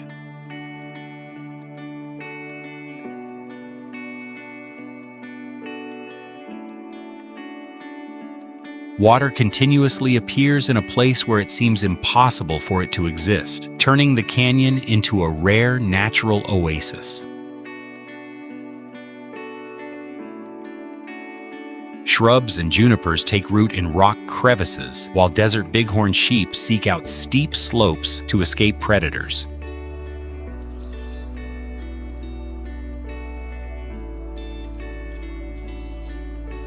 The rocky terrain not only creates the landscape, but also becomes a natural fortress.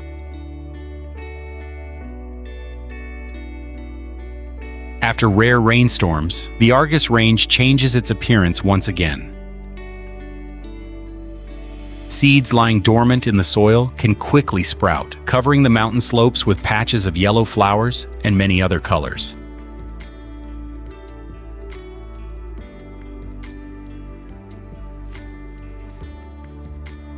Against the dry rock and desert sky, this brief appearance makes the entire range seem to come alive after months of near stillness.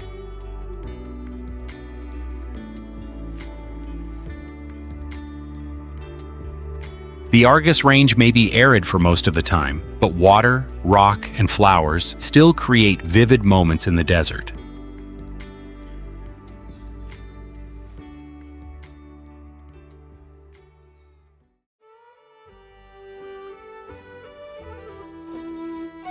Spreading across the basin of Inyo County, Owens Lake was once a thriving inland sea, covering more than 100 square miles.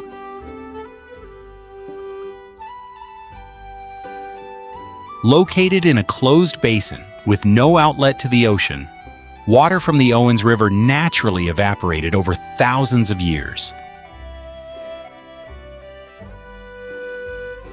This process accumulated dense layers of minerals and alkaline salts beneath the vast bed of the ancient lake.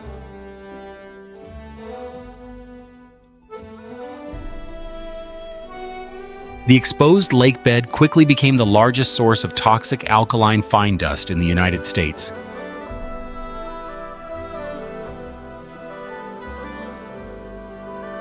Beneath the towering Sierra Nevada mountains, Owens Lake remains a profound reminder of the steep price of human intervention.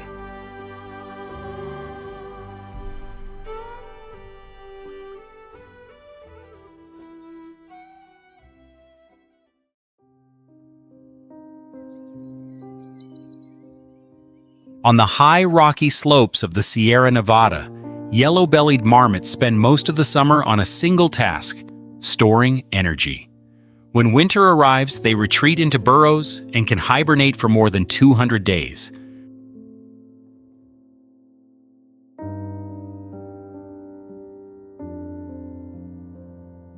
During that time, body temperature can drop to about 41 degrees Fahrenheit, while heart rate falls from nearly 200 to around 30 beats per minute.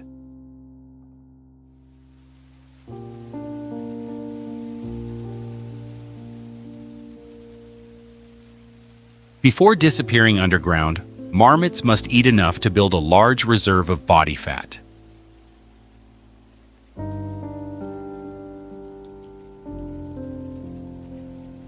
An individual can grow about 24 inches long and weigh up to 5 kilograms, placing it among the largest members of the squirrel family.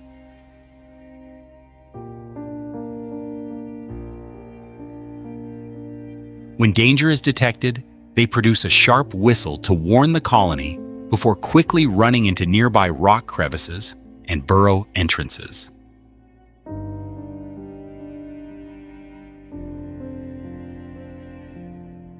But the American pika, a small relative of rabbits that lives among rocky slopes, faces winter in a completely different way.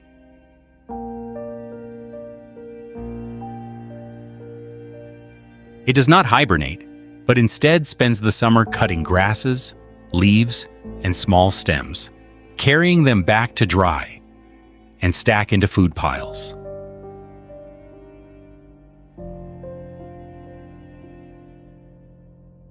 This stored supply allows an animal weighing only about 170 grams to survive through months of snow cover.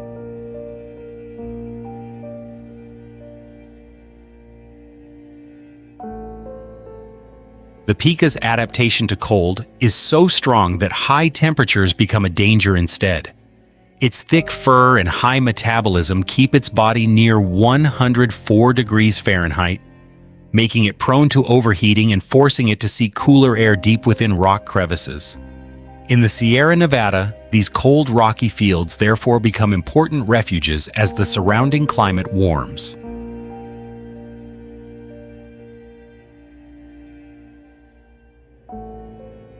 When snow covers the Sierra Nevada, the marmot has disappeared underground, while the pika's call still echoes among the cold rocks.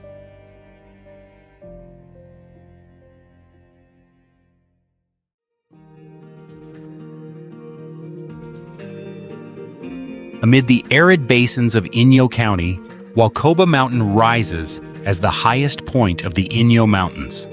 The summit reaches 11,128 feet, equivalent to 11,128 feet.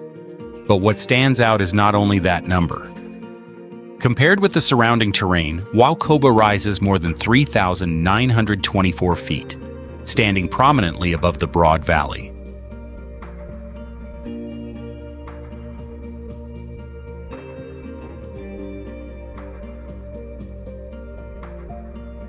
But reaching Waukoba means entering a mountain region that still retains a rare sense of isolation. There is no official trail leading to the summit, while natural water sources are extremely limited. The journey therefore becomes a genuine challenge amid a landscape that remains almost untouched.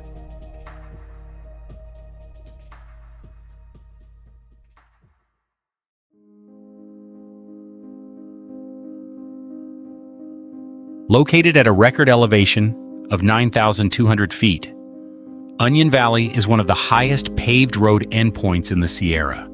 The steep mountain road from the town of Independence continuously climbs through dozens of breathtaking hairpin turns. The name originated from the native wild onions that once covered the dry limestone slopes.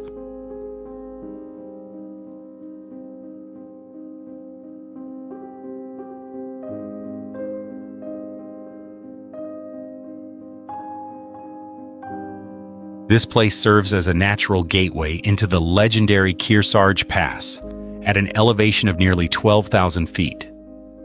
The historic trail from the gold mining era once served as a treacherous trade route across the Granite Mountains. Today, it is the only direct entrance into the magnificent John Muir Wilderness.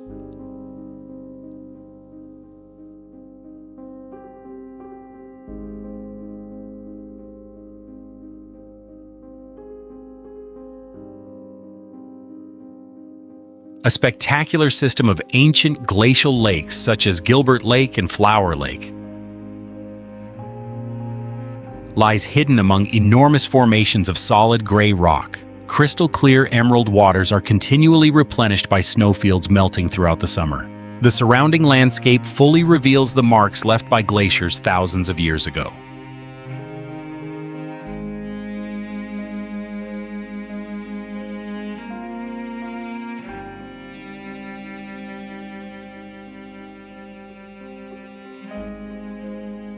The remote location and thin atmosphere make this one of the finest places on the North American continent to admire the night sky. Completely free from light pollution, the Milky Way appears brilliantly like a glowing river stretching across the mountain peaks. Millions of twinkling stars reflect on the still water, creating a surreal scene.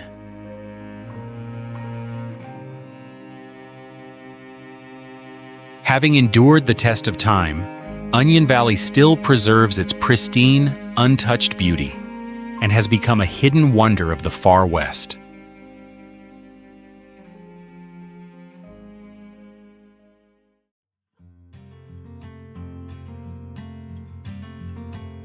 From the rugged mountains, Bridgeport Valley suddenly opens like a vast meadow at an elevation of nearly 6,496 feet. The basin covers about 32,500 acres, yet its floor is flat, creating the impression that the mountains suddenly give way to a wide-open sky.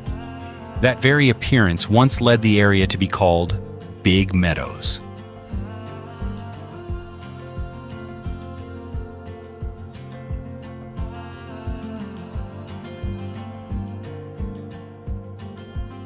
This flatness is the product of a far more violent past. Glaciers in the mountains to the southwest produced enormous amounts of material, while flowing water carried sand, mud, gravel, and boulders down into the valley. These accumulated into a layer of glacial outwash, estimated to be at least hundreds of feet thick beneath the present surface.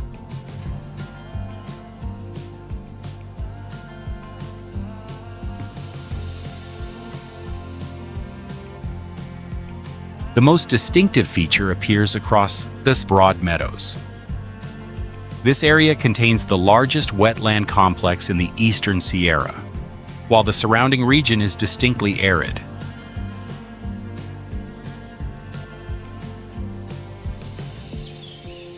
Spring water, shallow groundwater, and a long-established irrigation system sustain strips of green meadow, creating a rare visual contrast amid the high mountains.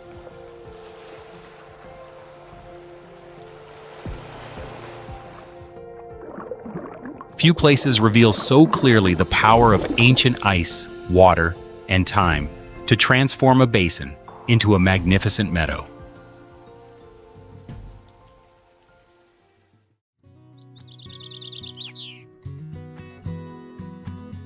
Running along the northern boundary of Mono County, the Excelsior Mountains expose immense and majestic volcanic rock formations.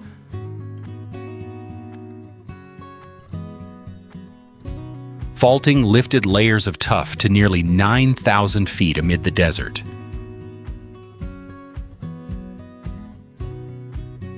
The barren slopes fully reveal the cracks and fractures that have marked the Earth's crust for millions of years.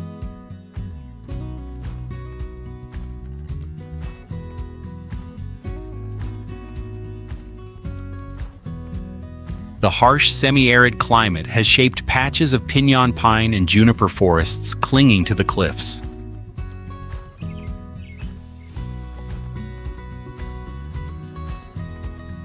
Beneath the sparse shade, herds of wild mustangs roam freely in search of the scarce wild grasses.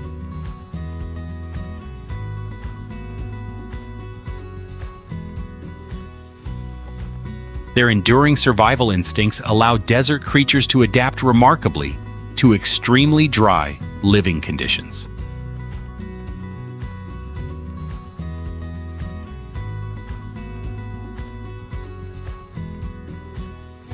Deep within the rugged canyons lie traces of forgotten tungsten and silver mines.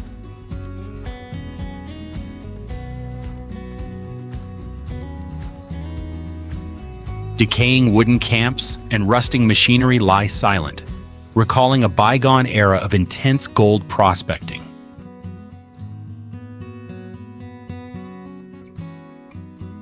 The mineral rush has faded into the past, leaving only the wind whistling through dark mine entrances in the heart of the lonely mountains.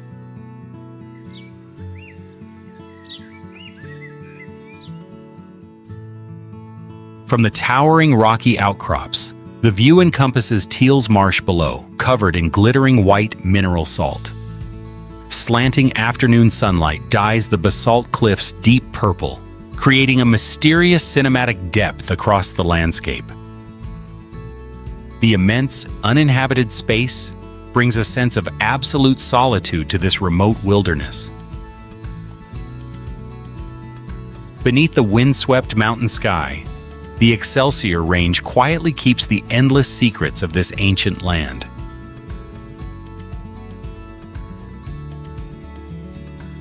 Hidden at an elevation of more than 6,000 feet, Adobe Valley opens onto a pristine and silent semi-desert prairie. This lowland is surrounded by volcanic ash mountain ranges and hills of dark black cinders.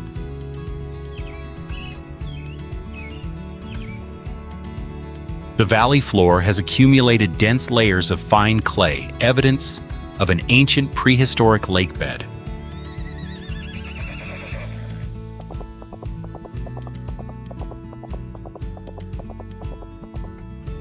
Abundant groundwater from snowmelt on the high mountain peaks has nourished alkaline marshes and freshwater meadows.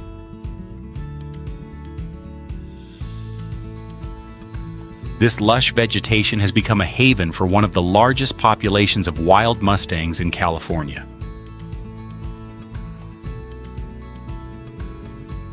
The thunder of hooves galloping across the vast prairie vividly recreates the wild vitality of the Old West.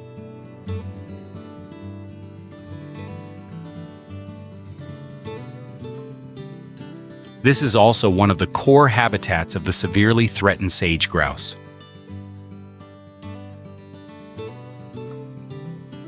Each spring, the males gather on flat, open ground to perform an extraordinary courtship dance.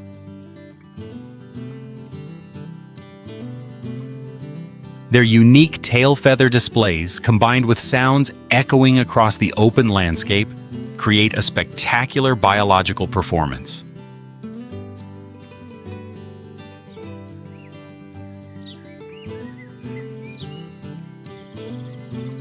Looking outward from the valley floor, the snow-covered Sierra Nevada mountain range rises like a magnificent fortress wall.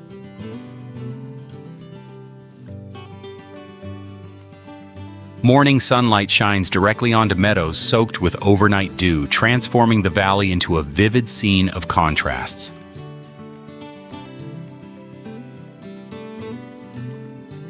The absolute tranquility allows anyone who steps into this place to feel the primordial rhythm of nature.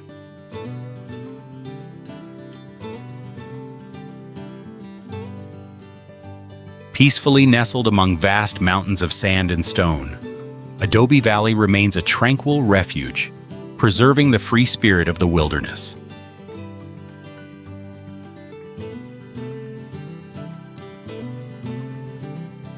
Hidden beneath the high peaks of the Sierra Nevada, Twin Lakes stands out with two blue lakes lying one after the other in a broad valley. Upper Twin covers nearly 400 acres, while Lower Twin spans more than 250 acres, but it is the steep mountain walls rising behind them that create the most spectacular scenery. From a distance, the two lakes look like enormous mirrors set among the mountains.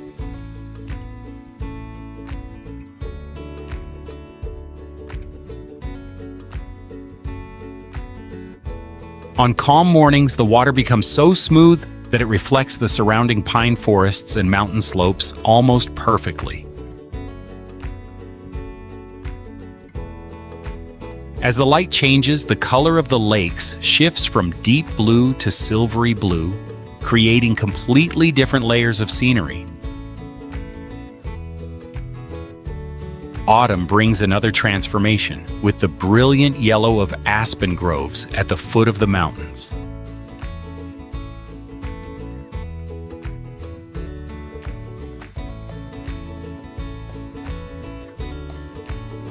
Twin Lakes is not only beautiful when viewed from the shore, because the broad water surface allows visitors to kayak, go boating, and explore mountain scenery from the water. Campgrounds near the lakes turn this area into a stopping point amid the natural landscapes of the Sierra Nevada. Many trails also begin near this area and lead deep into the high mountains.